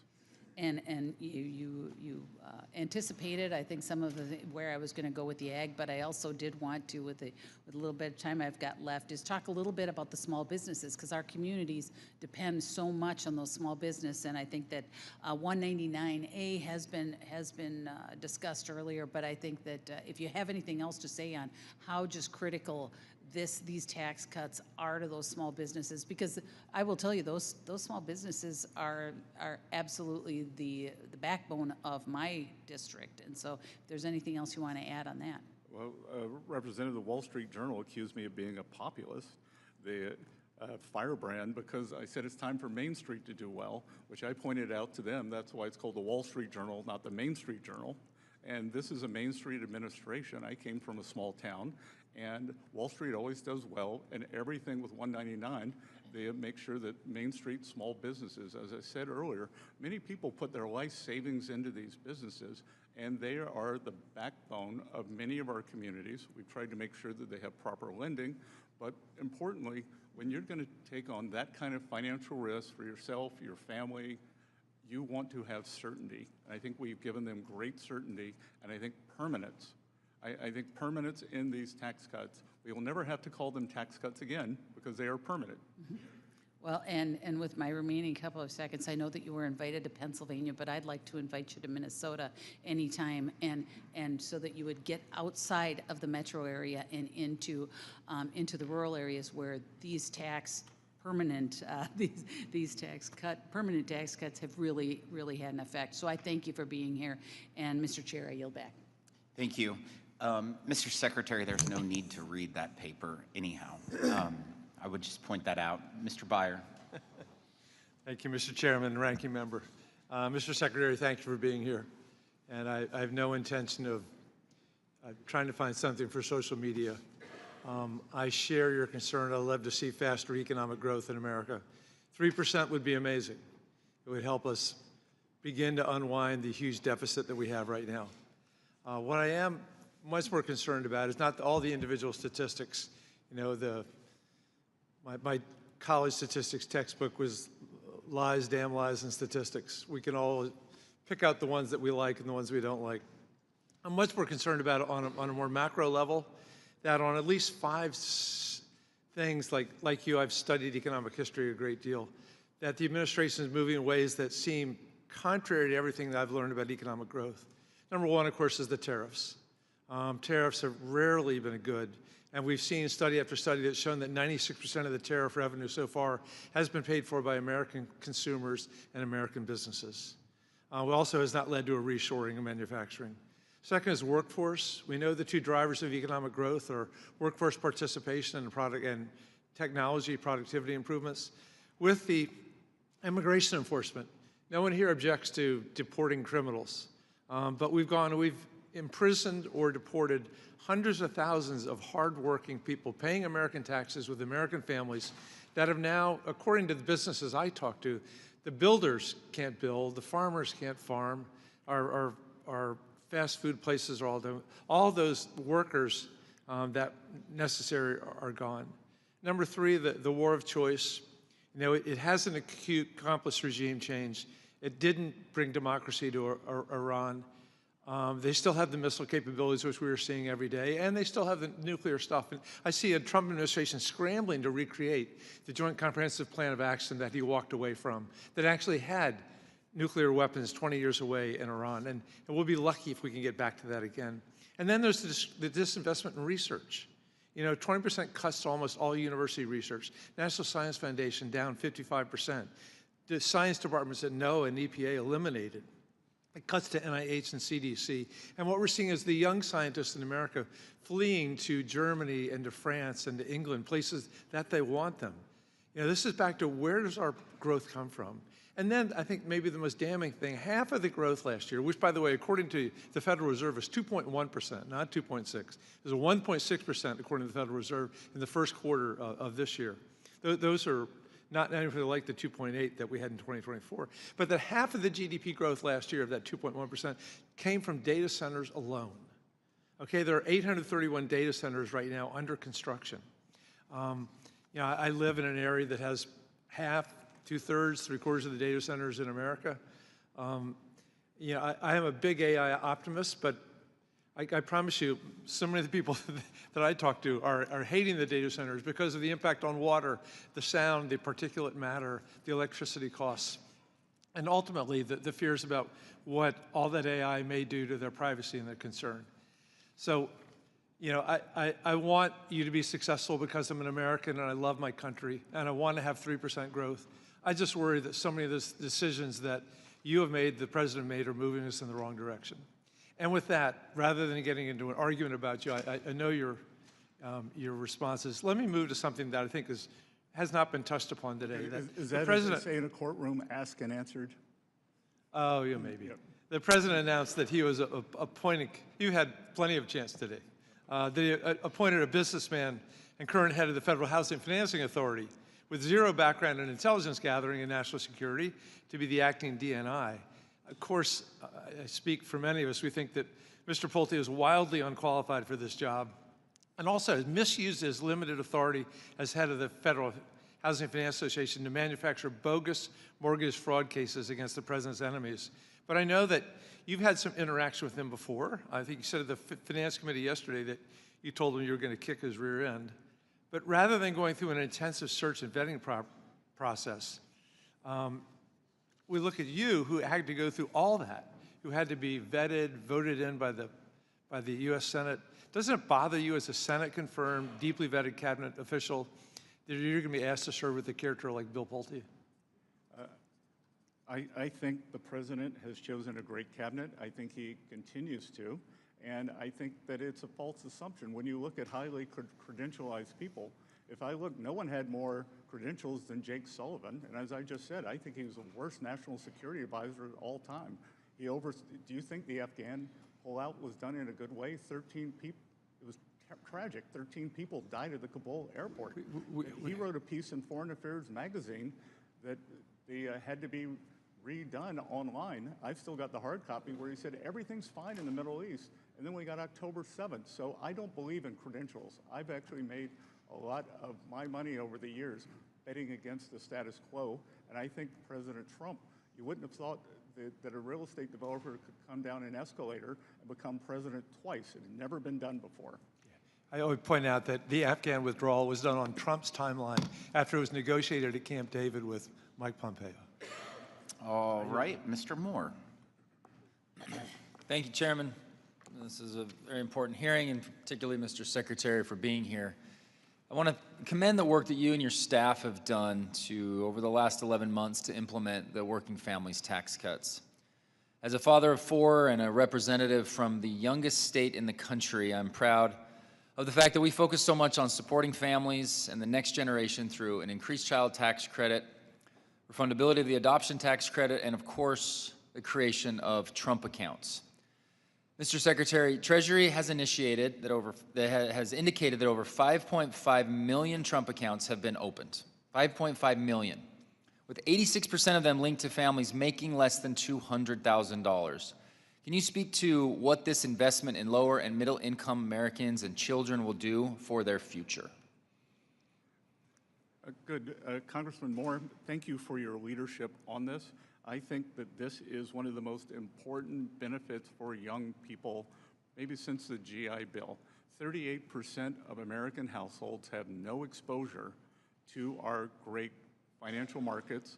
They believe that they are on the outside looking in. I grew up in a rural place in South Carolina. I only knew that something bad had happened on Wall Street in 1929, and I have pushed and pushed for financial literacy. And I think this is going to do 2 things. We're creating a generation of shareholders that when the program goes live, and we're at 6 million as of this morning. When we go live, July 4th is a Saturday, we'll go live on July 6th, that all those families will be able to look at the app and know that they have a share in our great economy, in our great markets. And we have created, at Treasury, we've created learning modules, trumpaccounts.gov. And I think this is going to be the ultimate learning experience. And on the back end of this, that when the children turn 18, they can take it out, they can use it to for down payment on a home, they can use it for education, they can roll it into a retirement account that they take out when they're 65. So I think that this, as a supplement to our current programs, is going to prove one of the most durable legacies. You make a point that not enough people had access to it, and I think you and I and many others understand that there was an opportunity to have access, and it only requires a little to make a huge impact in your own life, but getting started is insurmountable to a lot of people. They think, oh, this isn't for us, this isn't for me. And what this does is it makes it so it is literally in front of an opportunity for every single child in America to be able to have it there and have it part of it. The other aspect of it that I think is due some of the most, what I think has been the most incredible part that's come in the aftermath of passing it is I don't recall seeing really in my, maybe you got better examples, but over $6 billion given to one specific initiative of philanthropic dollars from the Dell family and so many others that are involved. Can you help put this into perspective, how significant and wide-ranging private and philanthropic investment is into Trump accounts? So a lot of excellent points there, Congressman. First, there's this idea of food deserts, that people weren't able to get, or still aren't, maybe able to get nutritious food because they're in a food desert. There have been financial service deserts, that people, they don't have the minimums to open some kind of a non-bank account where they can get access. So I think that this is curing that. This is a free, low-cost, no-cost entry. If your child's born during President Trump's term, you get $1,000. But as you highlight, I think that this is a change in philanthropy. Foundations, great philanthropists like Michael and Susan Dell can donate directly to the children of America. No big foundation buildings, no annual gala, no speakers, straight to the children of America. And what Susan and Michael have done, that they are giving to they have excluded the top 20% of zip codes in America. They're going to give to every eligible child in those zip codes. It will be $250 per account. That's what the $6.25 billion, and we have more and more philanthropists who are coming on board all over the country. We have major corporations that are doing it for their employees. People can adopt school districts, they can adopt zip codes, they could adopt states. I think we're going to see foundations, and many state governments are getting on board. So we have created the delivery device and the holding tank for this, and I think it's going to explode. It's galvanized so much more than I think people even expected at the group that's been involved with this, Invest America, from the start, getting it to where we are. It's been an absolute honor to be able to work with your team on this and look forward to some of the best opportunities. Like I said, I have 4 young boys under 13 years old. I was at their age when I learned the concept of a checkbook. They're going to be able to learn the concept of compound interest and how just a little bit now is going to affect them later. And I yield back. Thank you. Ms. Beth Van Dyne. Thank you very much, Mr. Chairman. Thank you, Secretary, for joining us today. I think it's safe to say that you have probably worked as hard as anyone over the last 18 months, and no one has done more for the American people than this administration and this Treasury Department. Mr. Secretary, when President Trump took office, what were the biggest economic challenges facing the administration? Well, we inherited a mess. We had had the worst inflation in 49 years, and I think in many ways the worst for working people in our nation's history, because someone was asking me about the inflation indices earlier, that's the average for working families, that it is thought that many of their goods and services inflated as much as 35%, with an 18% wage gain. So the loss in purchasing power was tremendous. We were running the biggest deficit to GDP that we'd ever run, 6.7, 6.9%, when we were not at war, not in a recession, and we had to get that under control. And then everything that was happening to our American workers, from the border being open, and whether it was safety or jobs being taken. So since January of last year, what would you say that the largest economic indicators have been showing the greatest improvement? I would say that every month except this past April, we've seen real wage increases. We've seen, on average, 2.6% GDP growth for the past 4 quarters. And the underlying resilience of the economy, we pulled down the fiscal deficit to GDP. We got it down to about 5.5%, so we had a fiscal contraction and still grew. And Representative, everything that all the jobs we're creating, they're in the private sector and they're for Americans. I appreciate you saying that, because the previous administration often pointed to job growth as evidence of economic success, but much of that growth, as you just mentioned, came from the government hiring. So can you explain the difference between in an economy that is driven by government job creation versus that in the private sector? Well, we see the productivity go up, but more importantly, for the people who are getting those jobs, that very, very difficult to create real wage increases. Traditionally, government jobs are indexed to the CPI, so you're just keeping up. With private sector, people can move up. And we are creating, with the Tax Cuts and Jobs Act, we're having a building boom in manufacturing structures, and that if someone's economically illiterate said to me, well, where are all these manufacturing jobs? Well, manufacturing jobs take time. I was up in my hometown of Charleston, South Carolina. Boeing is expanding their facility there by 50%. It's the Dreamliner production facility. So first you get construction jobs, then you get 1,000 high-paying jobs in the Boeing factory, and we're seeing that again and again. Well, I think the goal of public policy shouldn't be to make government dependency more comfortable, right? But it should be to make economic independence more attainable. And so would you agree that the most effective way to improve a family's financial situation is not through government assistance, but through higher wages and better job opportunities? 100%. And the opportunity to start your own business. And that's what we're seeing too. That in terms of Main Street coming back, that one of the things, I spent my career in the financial sector, and 45% of our small and community banks disappeared since the great financial crisis. Senator Warren likes to say, ooh, we might have a bank failure. She killed 45% of the small banks. Yeah. I think the Trump administration is rightly focused on creating the conditions for private sector growth and for private sector hiring, because every new private sector job represents an American who is less dependent on government and more empowered into their own future. And I think as Congress considers policies that encourage work and reduce dependency, I do believe that we have a responsibility to connect people with opportunity. So I'm going to ask you, what are you doing on August 6th? I'm not even sure what I'm doing. Let me tell you, for the 5th consecutive year, I am hosting what has become the nation's largest job fair. Last year, we had over 500 businesses that represented over 33,000 jobs, and we had about 35,000 people came last year to Globe Life Field, and we're going to do it again this year, August 6th. And we would love to have you there. I am formally inviting you right now to attend. Because if you want to know about economic policy, don't ask anybody in Washington. Ask the single mom who now has a job that pays the bills. Ask a vet who now finds a new career. Ask a worker who can get off economic, government, federal assistance because he's got a job that has given him a new opportunity. These are the real scorecards that I think that we should be looking at. Well, I was just in Texas a few weeks ago. I'm going to be there next week, and that is the land of opportunity. I appreciate you saying that. I think the clearest measure of a successful domestic policy is whether Americans believe opportunity exists.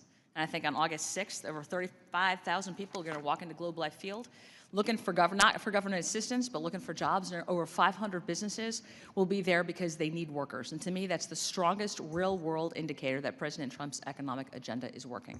And with that, I yield back. Thank you. Thank you, Mr. Evans. Thank you, Mr. Chairman. Thank you for being here, Mr. Secretary. The Trump-Biden administration administration is failing at home and abroad. It is not smart investment for the future, and certainly isn't delivering on the affordability agenda American people deserve.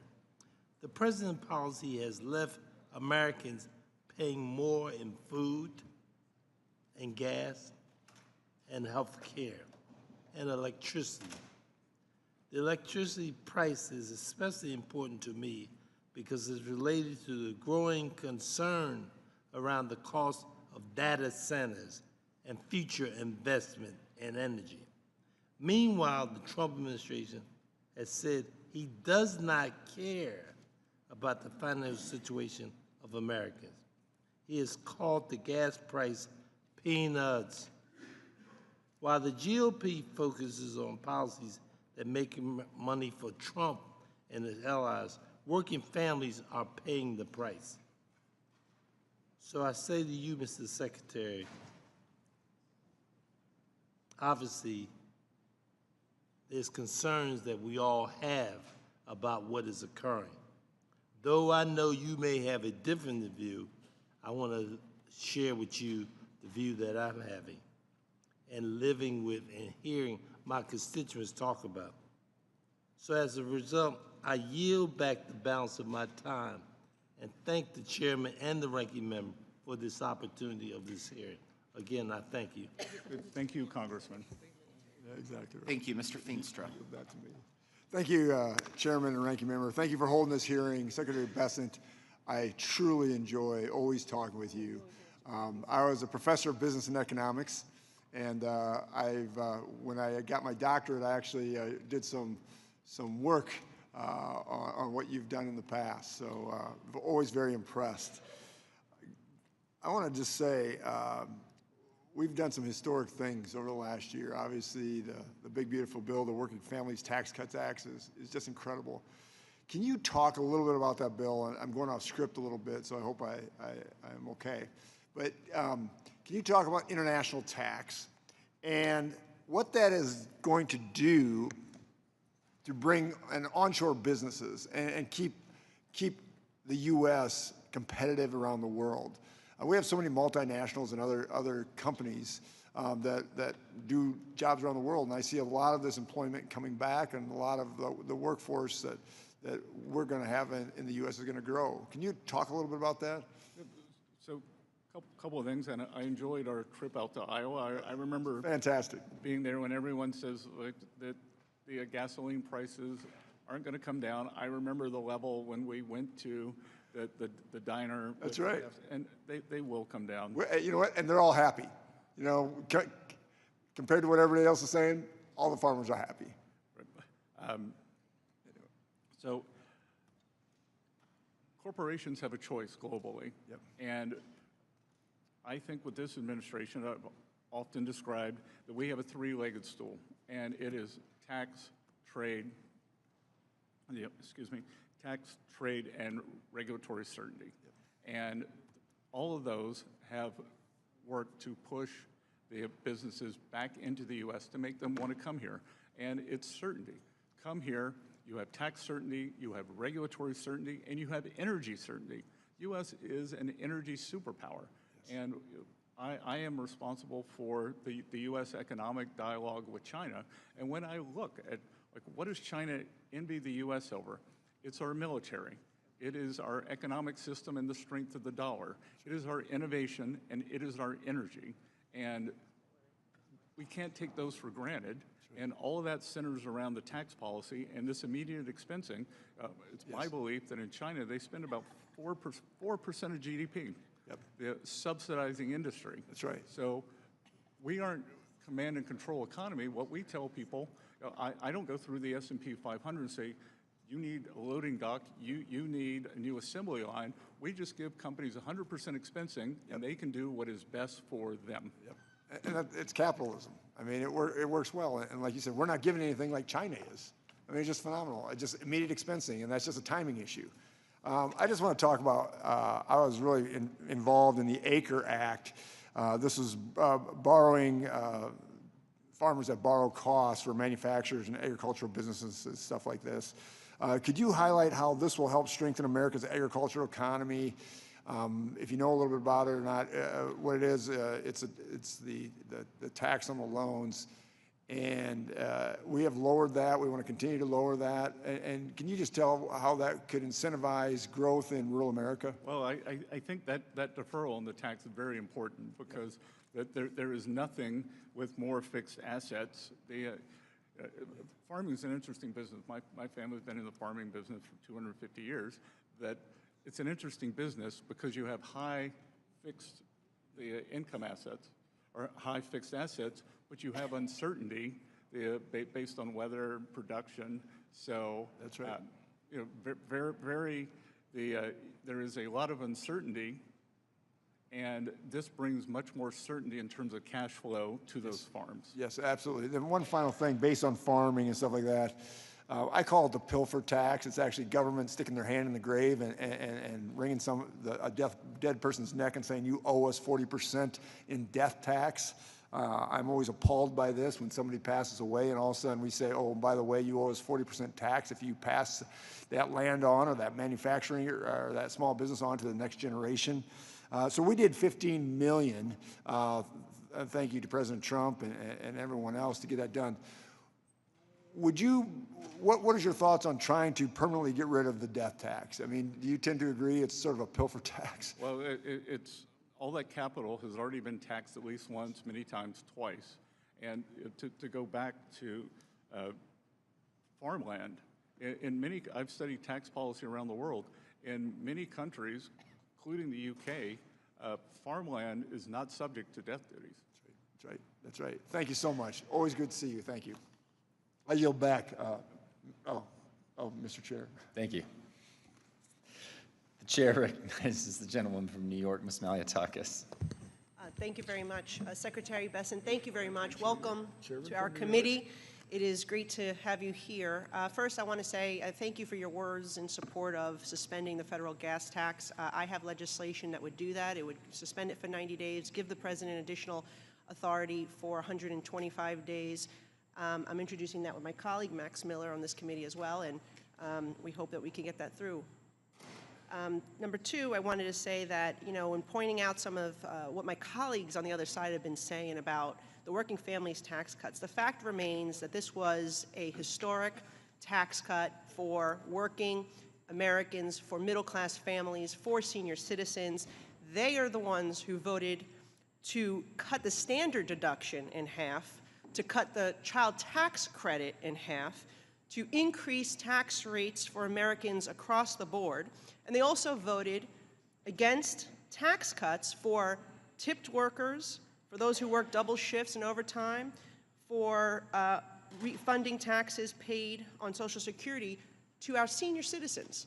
And so first, the SALT deduction and the senior citizens, I believe, in addition to the child tax credit, which we've seen tens of millions of families take advantage of across the country, I think the SALT and the senior deduction were most beneficial. I was very proud to have authored the bonus senior deduction, and I think essentially it has given back the seniors that qualify the taxes that they paid on Social Security. And they're seeing that money returned to them, which is why it is no tax on Social Security provision. Could you talk a little bit about SALT and senior deduction, how that benefited, preferably New York, but the entire country? Well, I think in high tax jurisdictions, high income, high tax like yours, bringing back some level of the SALT deduction, it was appropriate. I think that no one negotiated harder, well, maybe a couple people, but it was a group effort from some of the Northeast and California delegations, and I think we got to a very good spot on that.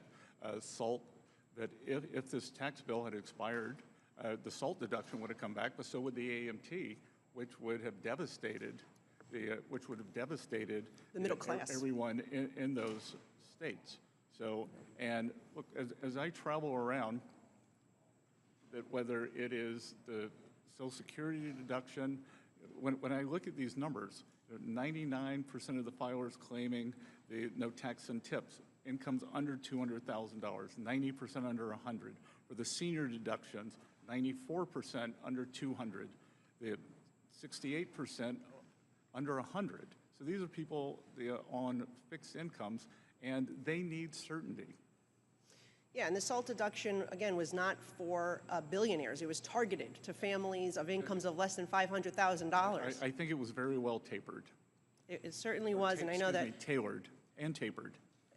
And I can tell you that in my district, we have many people who have saved thousands of dollars because of that SALT deduction, and seniors who have saved thousands of dollars because of the other deduction as well. And I just want to turn to some of these organizations that we've been talking about. Our committee has investigated these organizations that have, we're seeing a lot of foreign influence. We continue to see examples of foreign actors exploiting nonprofit organizations to interfere in our political process, to fuel anti-Semitism, in some cases even support or promote terrorism. We have also seen an increase in these organizations coordinating with and receiving support from individuals connected to the Chinese Communist Party.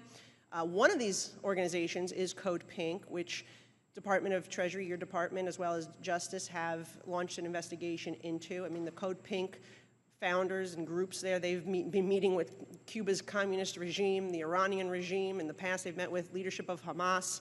I would like to have an update on your investigation, and do you see the potential for some of these organizations to have their 501c3 status stripped? I'm going to have to say it to this side of the room now. I can't comment on ongoing investigations, but they are fulsome. Okay, well, we appreciate your efforts, and I yield back my time. And thank you for coming here, and thank you for putting up with some of the nonsense that we're hearing.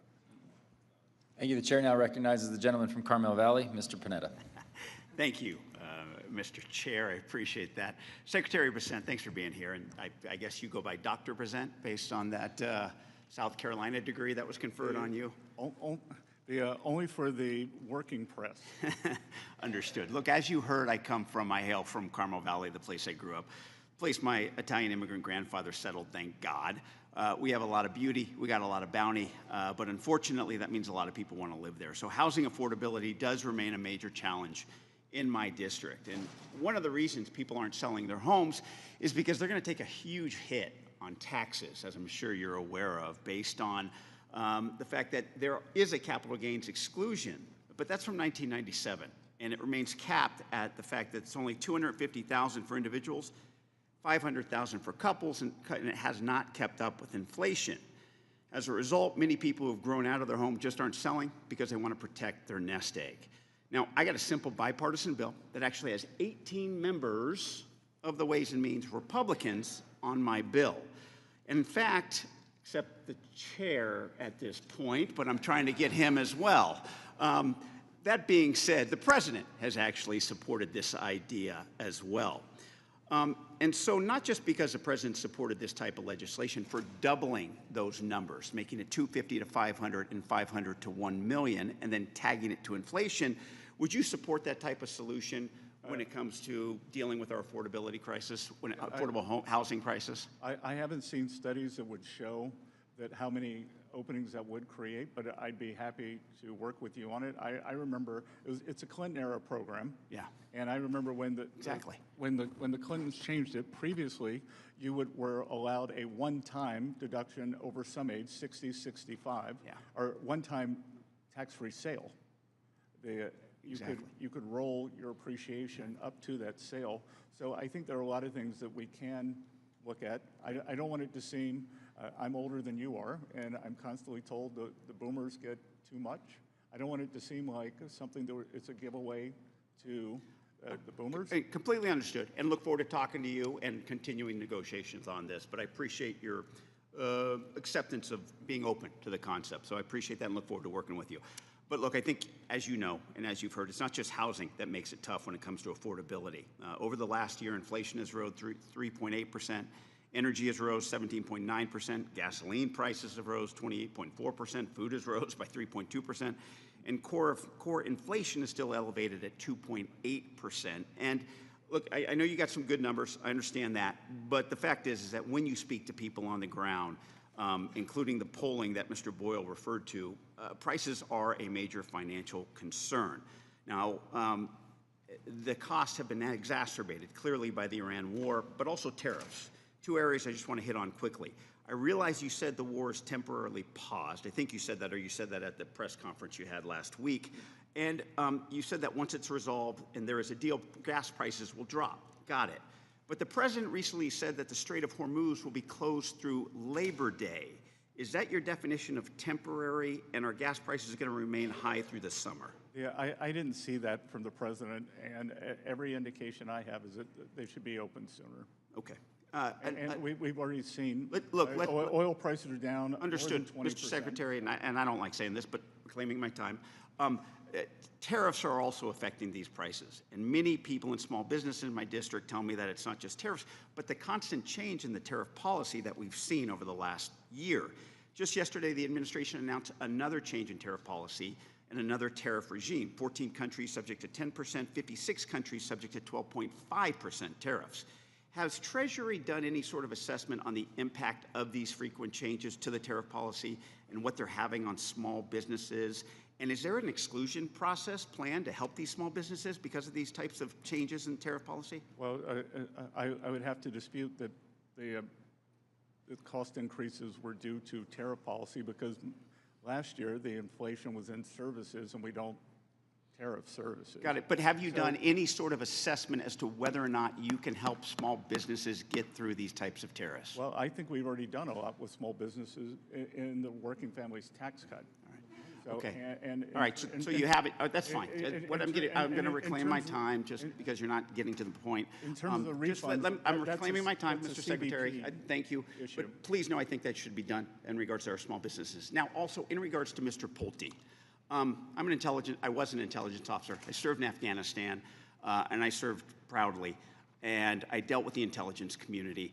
I know what you say about not having experience in the job, but please know that that's offensive to people in the intelligence community, and worse, it's dangerous to our national security to have someone like that at that position. Thank you, Mr. Secretary, for being here. I yield back. Thank you, Congressman. Thank you. The gentleman from Buckeye State, Mr. Carey. I want to thank the chair. I want to thank the ranking member, but also, Mr. Secretary, it's great to see you again. Thank you for being with us. And again, I want to touch upon a lot of the facets with the working families tax cuts. And how it has affected the average American. But first, I do want to say, quite frankly, I just want to kind of highlight some of the successes within the piece of this monumental piece of legislation. You know, this landmark legislation was drafted with every American in mind. It didn't matter their race, their gender, their income level, their marital status. This affected all Americans. The overall share of taxes paid by the top 1%. At the end of the day, this is a fact. This isn't disputed. It went up. Well, a family with 2 children saw their tax returns increase by an average of 11%. That's a fact. For our small businesses, think about our small business, the backbone of the American economy. We permanently extended, Mr. Secretary, that's big. That's big.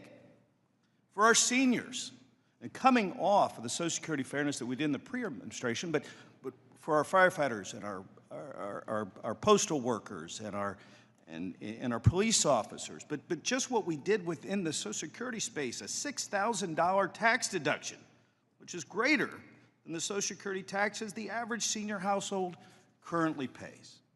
For our manufacturers who built this country, we implemented 100% immediate expensing for equipment and machinery. That's what we did. Now, there's been a lot of talk about energy. There's been a lot of talk about fuel prices for our country. And I want to just highlight a couple numbers because we've heard a lot of numbers, and energy happens to be something I do know a little bit about. But today, the average gallon of gas is $4.24 per gallon. Into the previous administration, same time, average price was $5.16, without the sword of Damocles of a nuclear warhead in Iran. You have to understand history to understand how terrible that regime and the threat that would have been for all Americans. But let's talk about the pro-family policies that this monumental piece of legislation did. It permanently extended $2,200 tax credit and tied it to inflation. That's every working family that has kids, folks. every working family. Extended the adoption tax credit.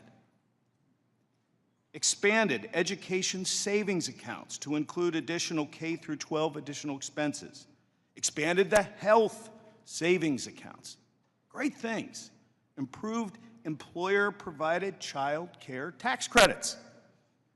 And made permanent paid family leave and medical leave tax credit.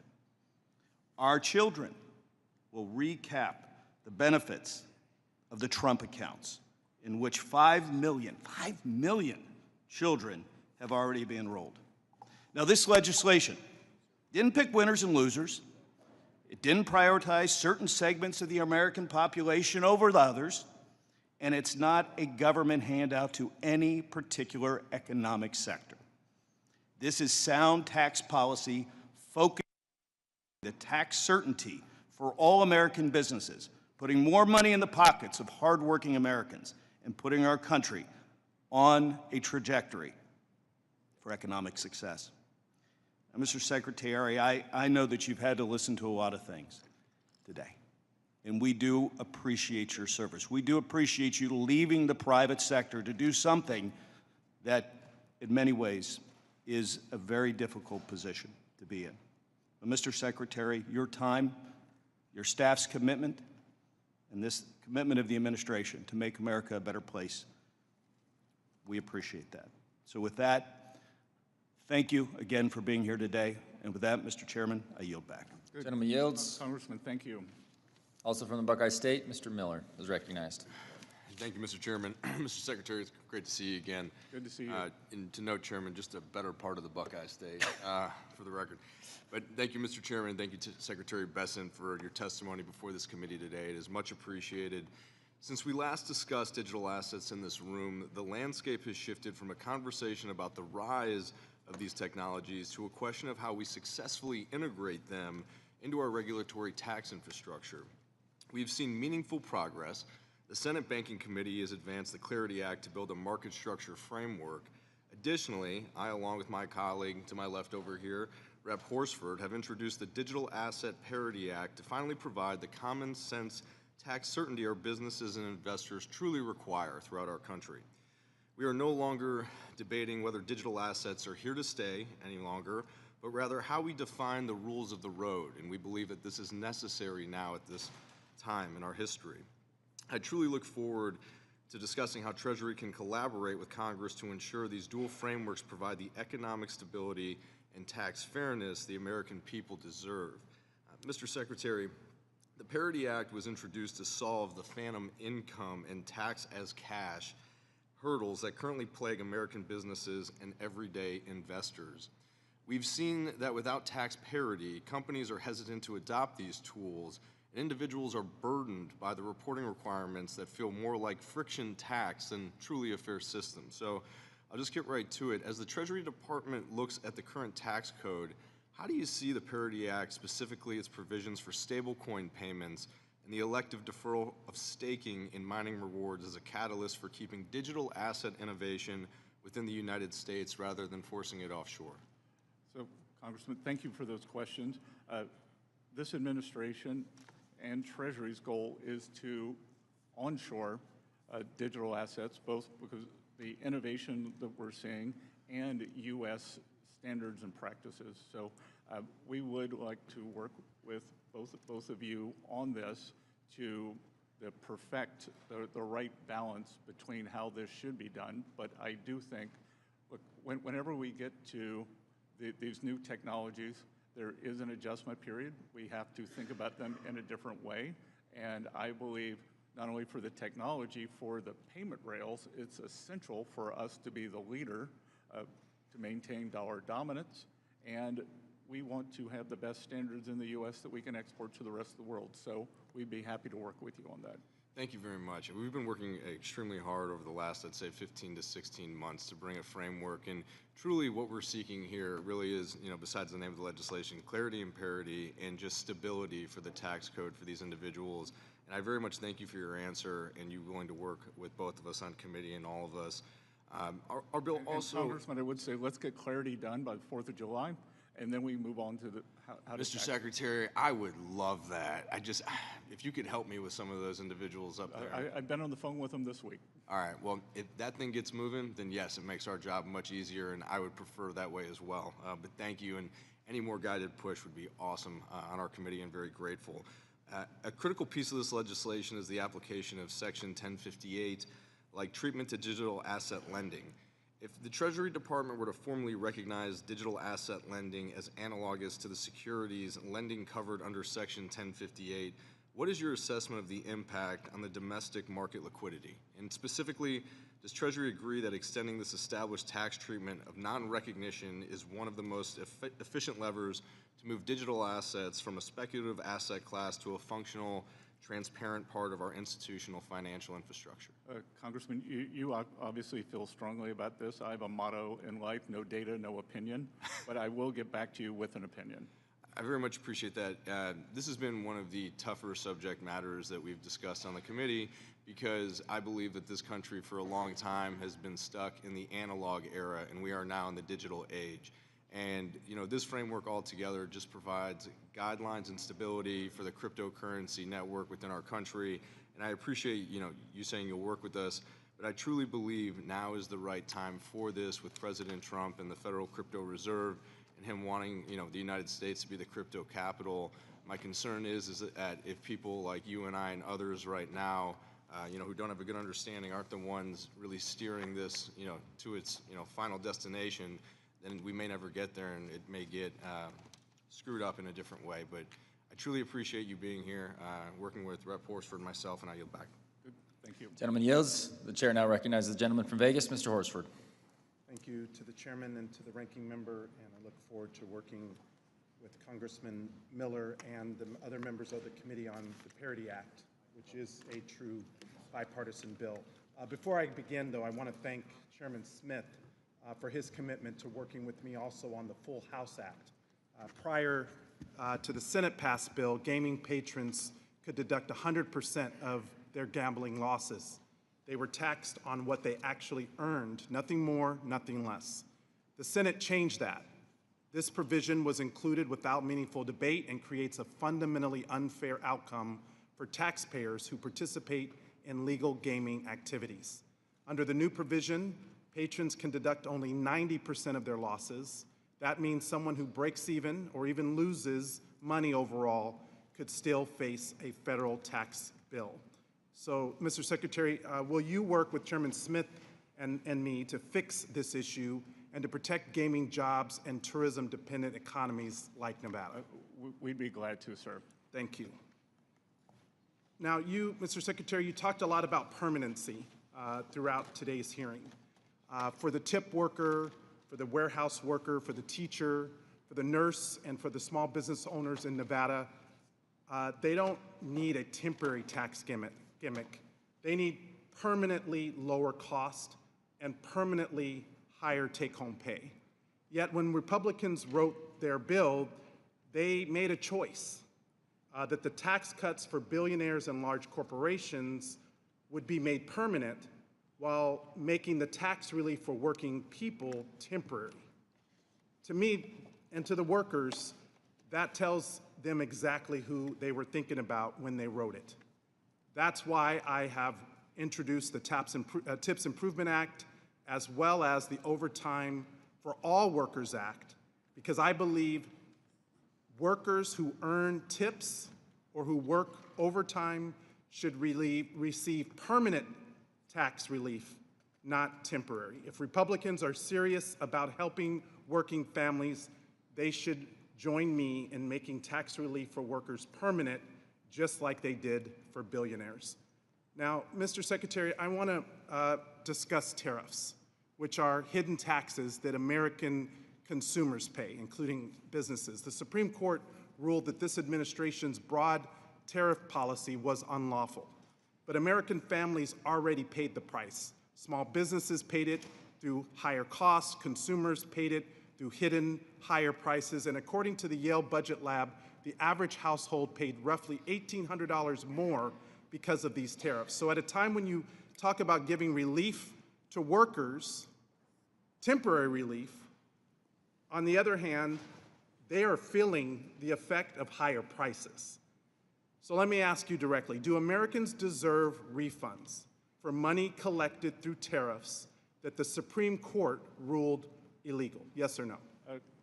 Congressman, the American people had the money. It was in the U.S. Treasury, and it didn't take it away. Do you agree that they deserve the money back that the Supreme Court ruled is illegal? Yes or no? It's not a yes or no question, because every Democratic Attorney General applied the Supreme Court ruled that they were illegal, Mr. Secretary. I know, but they applied for them to go back to the companies.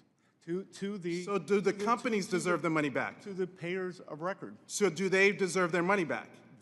That is a issue for the Customs and Border Patrol. No. Mr. Secretary, while the Homeland Security Act of 2002 may have transferred a number of custom functions from Treasury to DHS, Treasury retains oversight over trade policy and the protection of revenue functions. Treasury can delegate those functions, but it cannot delegate that statutory authority. Just last week, the Justice Department appealed a court order that would have accelerated refunds to importers and to businesses. Mr. Chairman, I ask unanimous consent to submit for the record the May 29th article, U.S. to appeal judge's order for broad refund of Trump tariffs. Without objection. Thank you. Secretary Bessent, yes or no? Did you participate in discussions about appealing efforts to speed up tariff refunds? No. Treasury helps shape major fiscal policy, returning roughly $165 billion to businesses and consumers is a major fiscal decision. So why wasn't the Treasury involved? Again, we act as the payment agent. Your bank does not tell you which bills to pay. You tell your bank which Well, from the public's perspective, taxpayers' perspective, the administration is fighting harder to keep their money than to return it. That's why I've introduced the Relief Act, to give automatic refunds within 90 days to the people who paid the tariffs. And that once the refunds are made, that the benefit goes to the consumers that ultimately paid the price in higher cost. The Relief Act creates an automatic refund process, something that this administration has not been working to accomplish, and this would actually address the economic uncertainty that has been caused by these across-the-board tariffs. Not strategic, not in the best interest of American consumers, and it's time that we give the money back to the people who paid it. With that, I yield back. And many foreign companies, and I think we're going to see that the payers of record, many of them are overseas entities. So, well, Mr. Secretary, families in America don't experience the economy through GDP reports or stock market indexes. They experience it through rent and groceries. They experience it through utility bills. What does that have to do with tariffs? Because they're paying. That's exactly right. What does it have to do? It has to do with the average family not being able to meet their monthly budget obligations because this administration is so aloof to the reality that the majority of Americans are facing. Mr. Bean. Thank you very much, Mr. Chairman. Good afternoon to you. Good afternoon, Ways and Means. Good afternoon, Mr. Secretary. Welcome back to Ways and Means. 4 hours ago is when this hearing started. But a year ago, we were in the middle of debate of the One Big Beautiful Bill. You, Chairman Smith, this president, were all architects. You made some big, bold predictions. Pass this bill, Congress, and we will see a reverse of manufacturing jobs closing or fleeing the country.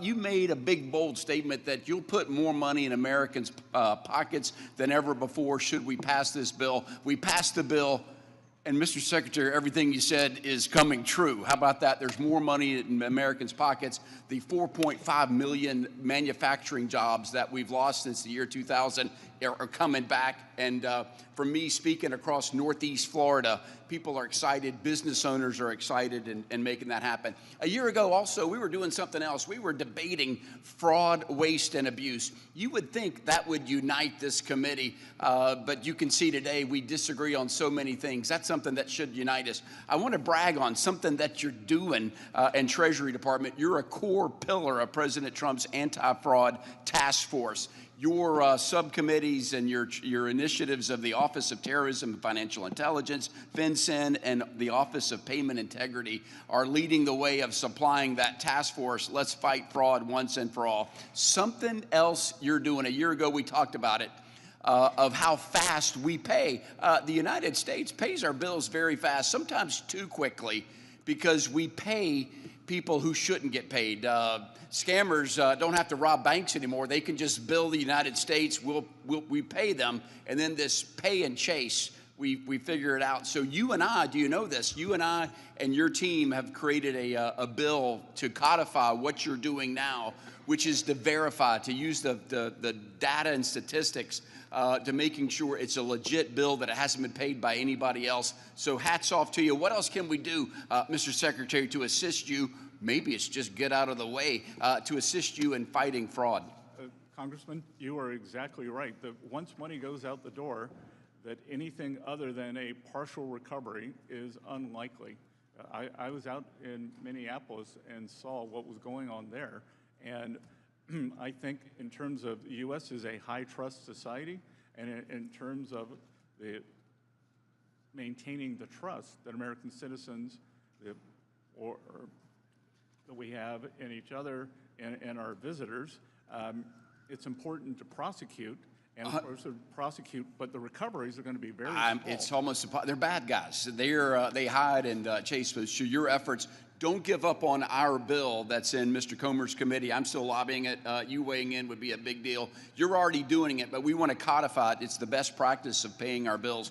Scammers also are targeting older folks and Americans. They're these scam calls, spam and scam calls.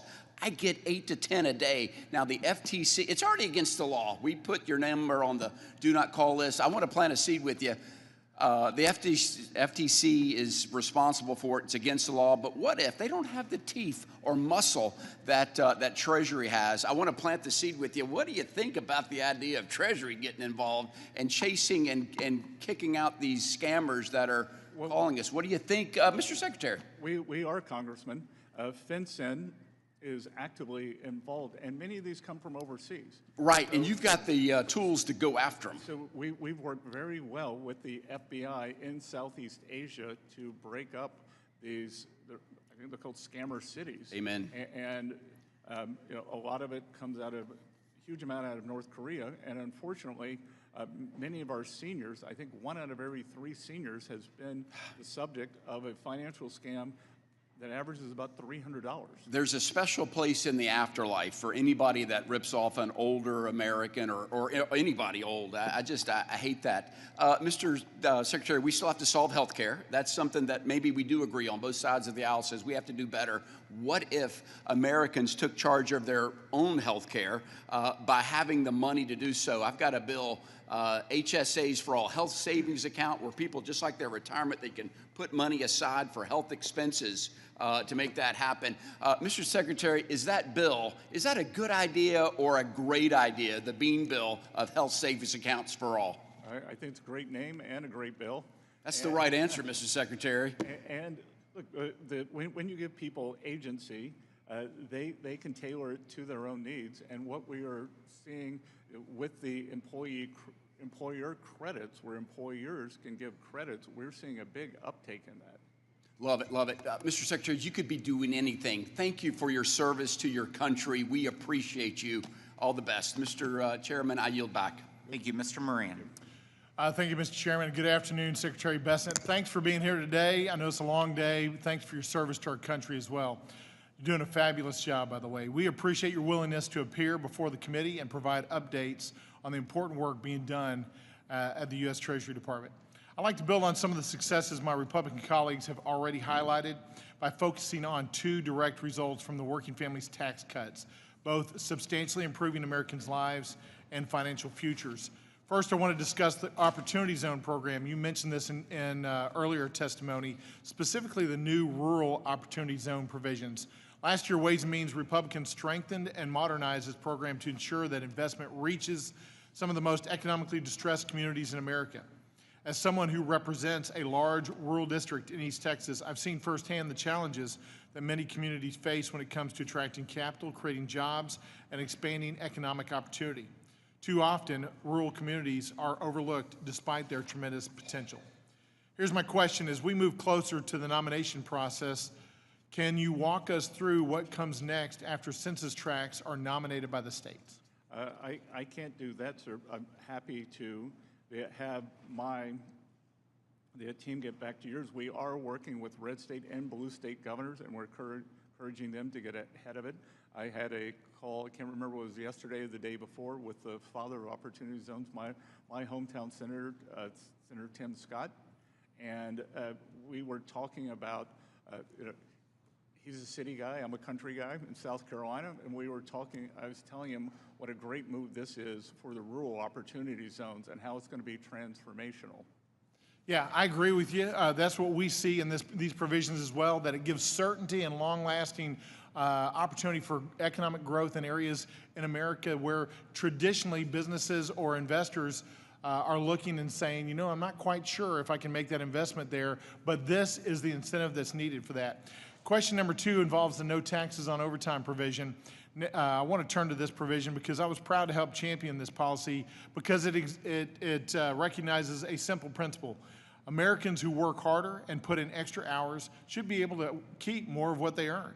We've now learned that more than 29 million filers have claimed that deduction this year, and notably 96% of those taxpayers earn less than $200,000 annually. Here's my question, Mr. Secretary. Do these results demonstrate that this law is delivering meaningful tax relief to working Americans, the men and women who are keeping our economy moving every day, and that the benefits are reaching middle-class families rather than the wealthy, as Democrats have falsely claimed? Congressman, I tell you, someone asked me earlier, why do you do this job? And the highlight is going out and meeting with our hardworking Americans, being out with the people, and whether I'm in Texas, at a barbecue place outside of Dallas, which I enjoyed. I was in an Italian restaurant in Simi Valley near the Reagan Museum this weekend, and that all I hear from both the employees and the employers is what a home run this has been. And you know, I tell you, I told the story earlier. Tax day, April 15th, I was with the president in Las Vegas. He had a big rally, and he asked for the room to, he went through each one of the provisions, and we're in the tip capital of the world in Las Vegas, but it was the no tax on overtime that got the roar of approval over no tax on tips. Yeah, I'm finding the same thing as I go through my district. That's the #1 provision that people are citing to me. It's the American way. If you want to work harder, you should get to keep more of your money. And I think one of the congressmen said, well, we've got to let in these workers. We've got to have. What if Americans want to work more and keep more of their money?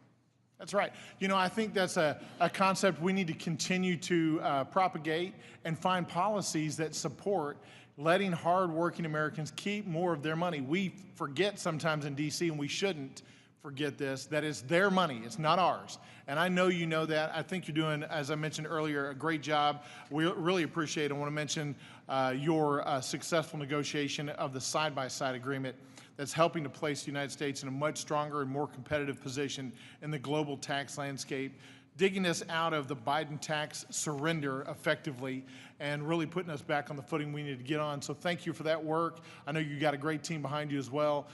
Keep up the hard work and let us know what we can do. Thank you. I yield back. Good. Thank you, Congressman. Mr. Snyder. Thank you, and Mr. Secretary, thank you for your patience staying here. I actually want to give you a chance to correct the record on something you said. You earlier commented somewhat offhandedly that the conflict with Iran had ended. Do you truly believe that we are no longer in conflict with Iran and that they are no longer a threat to Israel or allies in the Gulf, that their nuclear program has been destroyed, that they no longer have a ballistic missile program and drone program threatening its neighbors in the region, and that they will no longer sponsor terrorism in the region and around the world? So are you saying you're in agreement with the president's decision to the... You said the conflict was over. I'm asking, do you believe the conflict's over and everything's the copacetic? conflict is on pause. So everything's good with Iran now? No, don't be absurd. I'm asking you to don't be clarify. absurd. That as the president said yesterday, unless an American life is lost, he does not believe that he will have to restart the kinetic acid. Okay, so I'm reclaiming my time, and I'm just trying to help you clear the record. I'm reclaiming my time, Mr. Secretary. Can you promise because this is your jurisdiction, that you and the Trump administration are not considering lifting sanctions on Iran as a concession towards opening the Straits of Hormuz?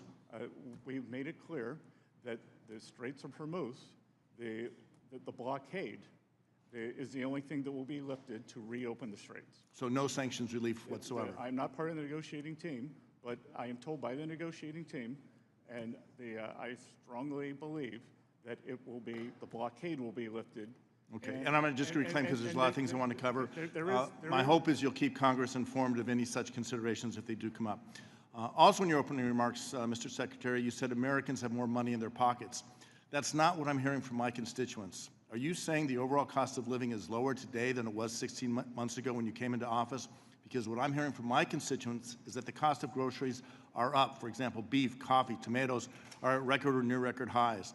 The cost of housing is up.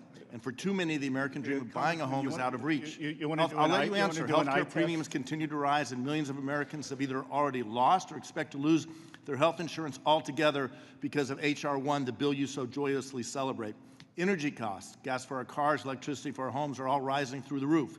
And family care, child care, and elder care is prohibitively costly. Are you saying that cost of living is lower today than it was a year ago? No, I am saying that we are much closer to the Fed's target rate of 2% on core inflation than we were when President Trump came into office. We are at 2.8%, and you can list off the most expensive groceries or that have had the biggest price increases. I think you're just out of touch with what American families are facing. No. As my colleague noted, I'm reclaiming my time. Tariffs are a tax on American families. This is my time, Mr. Secretary. This is my time. I will speak in the 2.5%. Higher grocery prices are taxes on American families. Higher gas and electricity prices are taxes on Democrats should American know. families. No wonder so many people are leaving Illinois. Why don't you come see me in South Carolina? They're not leaving. They're coming to Illinois. Just a simple question, Mr. You're Secretary. saying Illinois doesn't have net outbound migration? All right, let me take it to a different topic, and I know you don't want to address it, but my constituents are outraged and want me to talk to you about the absurd illegal self-dealing settlement between President Trump and his family with the Justice Department and the IRS over which you have jurisdiction. The administration apparently believes that there should be two systems of justice, two sets of laws, one for the president, his family, and his rich friends like you, and one for the rest of us. Nothing demonstrates this more than the so-called settlement with its slush fund for insurrectionists and tax immunity for the president and his family. Mr. Secretary, simple question.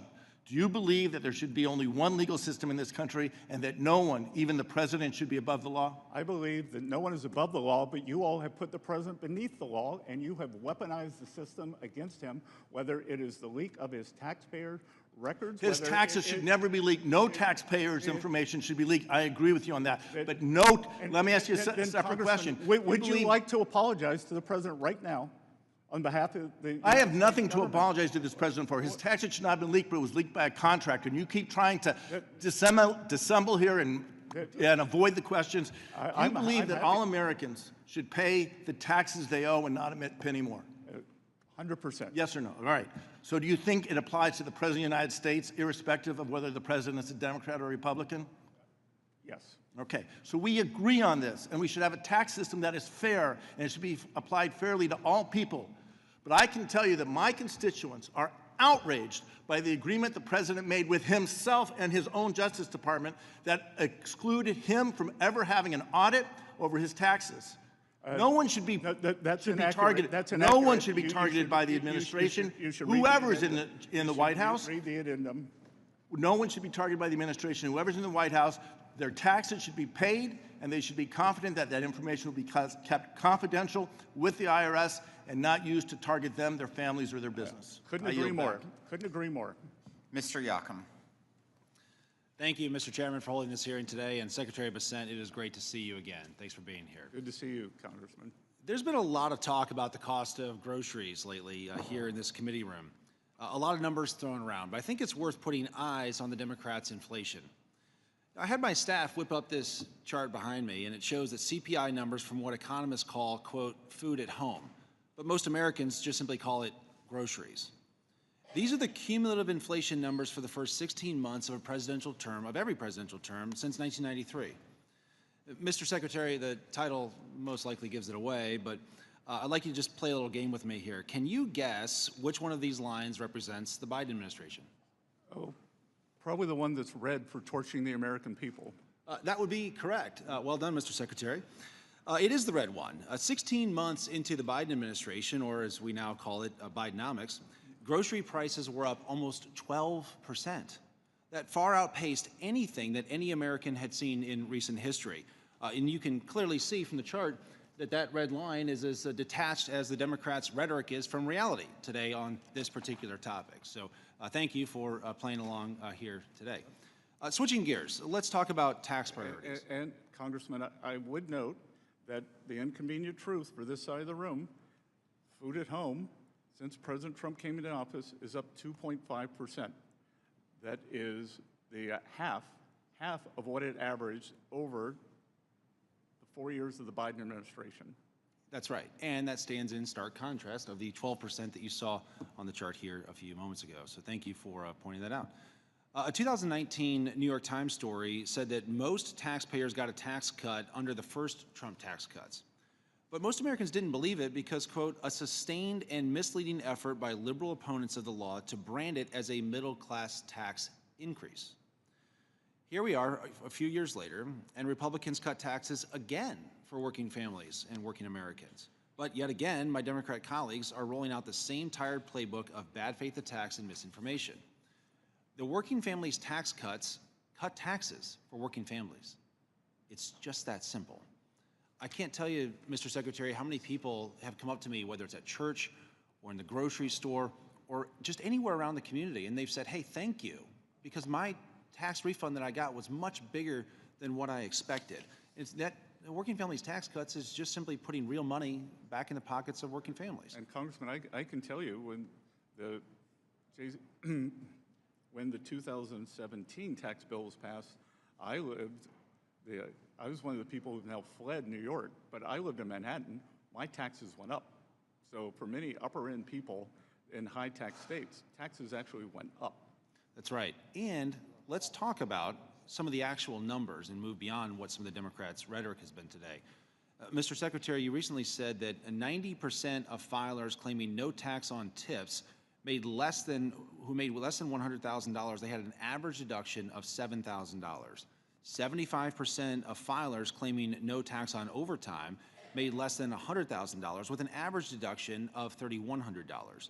And 68% of seniors claiming the enhanced deduction had incomes under $100,000 with an average deduction of $7,500. Does that sound directionally correct and roughly right to you? That sounds pretty precise, Congressman. And Mr. Secretary, are you aware of any millionaires or billionaires that claim no tax on tips or no tax on overtime or the enhanced senior deduction? No, sir. No billionaires claiming any of this stuff?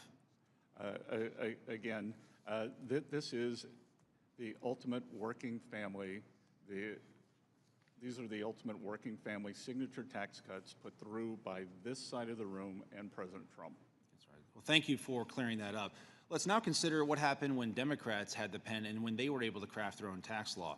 A 2024 analysis of households claiming the green giveaways in Democrats' Inflation Reduction Act found that only 47% made less than $100,000. In fact, over a quarter of the households who took those deductions made over $200,000, and households making over $1 million got nearly 100 million taxpayer dollars worth of Democrats' green giveaways.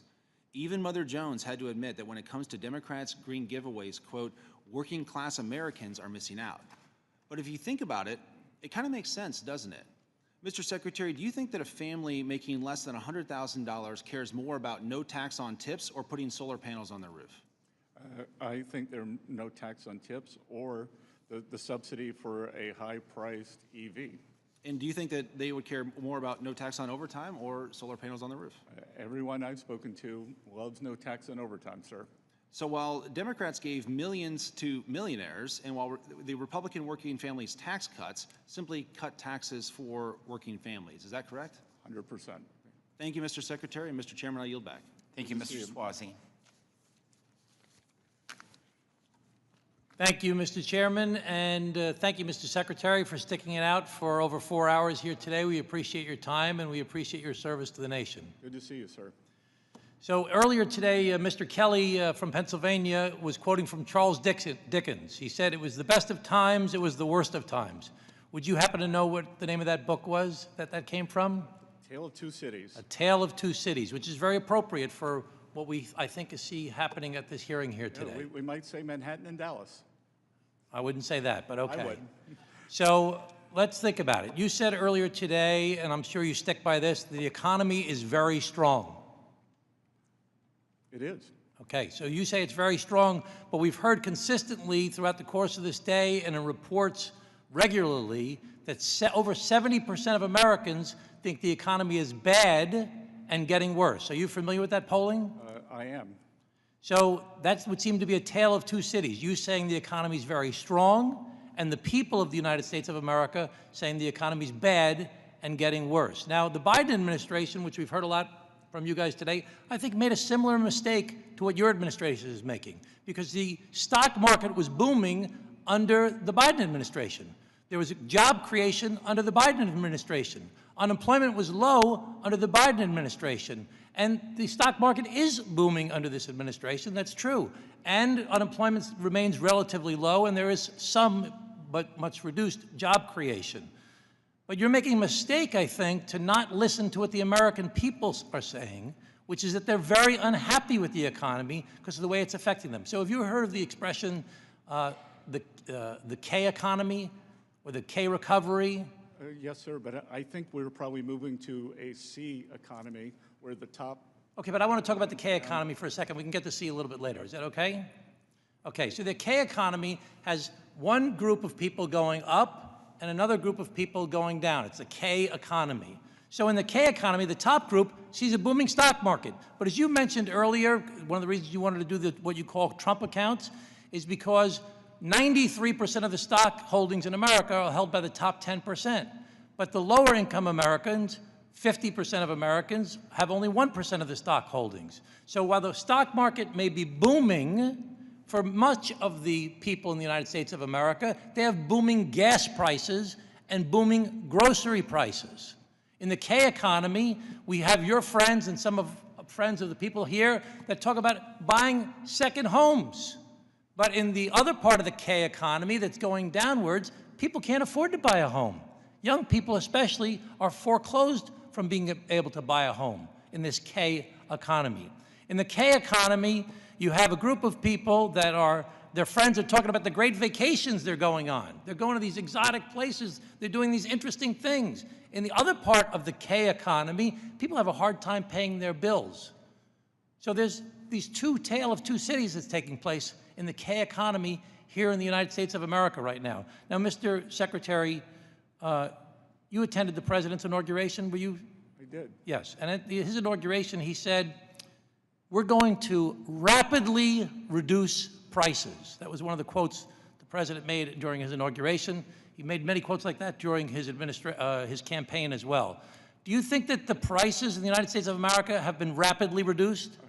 I think before the Iran conflict began that the rate of change for inflation, both headline and core, had come down substantially. Well, people don't think that prices have been rapidly reduced. So you do admit, though, that the war has caused prices to go up for gasoline, for example. 100%. And you also agree, well, they didn't go up 100%. They only went up 50%. No. You agree with me 100%. Okay, that's better. I'm glad to see somebody on this side is funny. Okay. So the second thing is that the tariffs. Do you think tariffs have caused prices to go up? Negligibly. You don't think prices have gone up significantly because of, you just reduced tariffs the other day on farm equipment because you wanted to reduce prices on farm equipment because you thought it caused the prices to go up. Again, overall, the levels, what we saw last year was goods inflation was down. Well, I would argue that tariffs have caused prices to go up, and there's a lot of economists and groups such as the Yale Budget Lab, which you used to teach at Yale, didn't you? Used to teach it? The Yale Budget Lab is a bunch of Biden-era second stringers. Okay, well, you taught at Yale, I understand. You taught 3 classes, the 20th Century Financial Booms and Bust, Hedge Funds, and a seminar on financial panic of 2000 to 2009. So I don't know why you're knocking Yale. You used to teach at Yale. You went to Yale. Didn't you go to Yale? That's why I get to knock Yale. Okay, so tariffs have caused prices to go up. The war has caused prices to go up. Do you think the deficits that were created by the big, beautiful bill are causing interest rates to stay artificially high? No, but what I can tell you is that, let's cite MIT. MIT said that 50%, actually, let's be precise, like they are 44% of the 21.5% inflation we saw during the Biden years came from the Biden deficit. No, but I'm asking you, do you think the deficits that were created by the big, beautiful bill are causing interest rates to stay artificially high? Yes or no? That's simple. I'm out of time. Come on. No, Congressman, we had a fiscal contraction last year. Okay. So the deficit went down. So you should. Okay, I'm just going to argue, you should Mr. excoriate your Secretary. staffer. I'm just going to argue, Mr. Secretary, that prices are up, gas prices are up, grocery prices are up, energy prices are up, healthcare prices are up, interest rates are high, all specifically related to the policies of this administration. Mr. Secretary, thank you again for your service. I really appreciate it. Good to see you, Congressman. I want to invite you to South Carolina to see all your former constituents.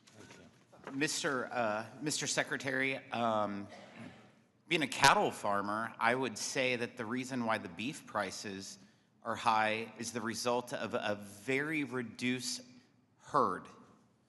We don't have as many cattle today as what we had decades ago. I know everyone keeps talking about beef prices around here, but it's a simple fact that we've had droughts and people had to sell their herd to be slaughtered, and so that they no longer have the reproduction status quo, and that is why the beef prices are high, regardless of what anyone wants to say.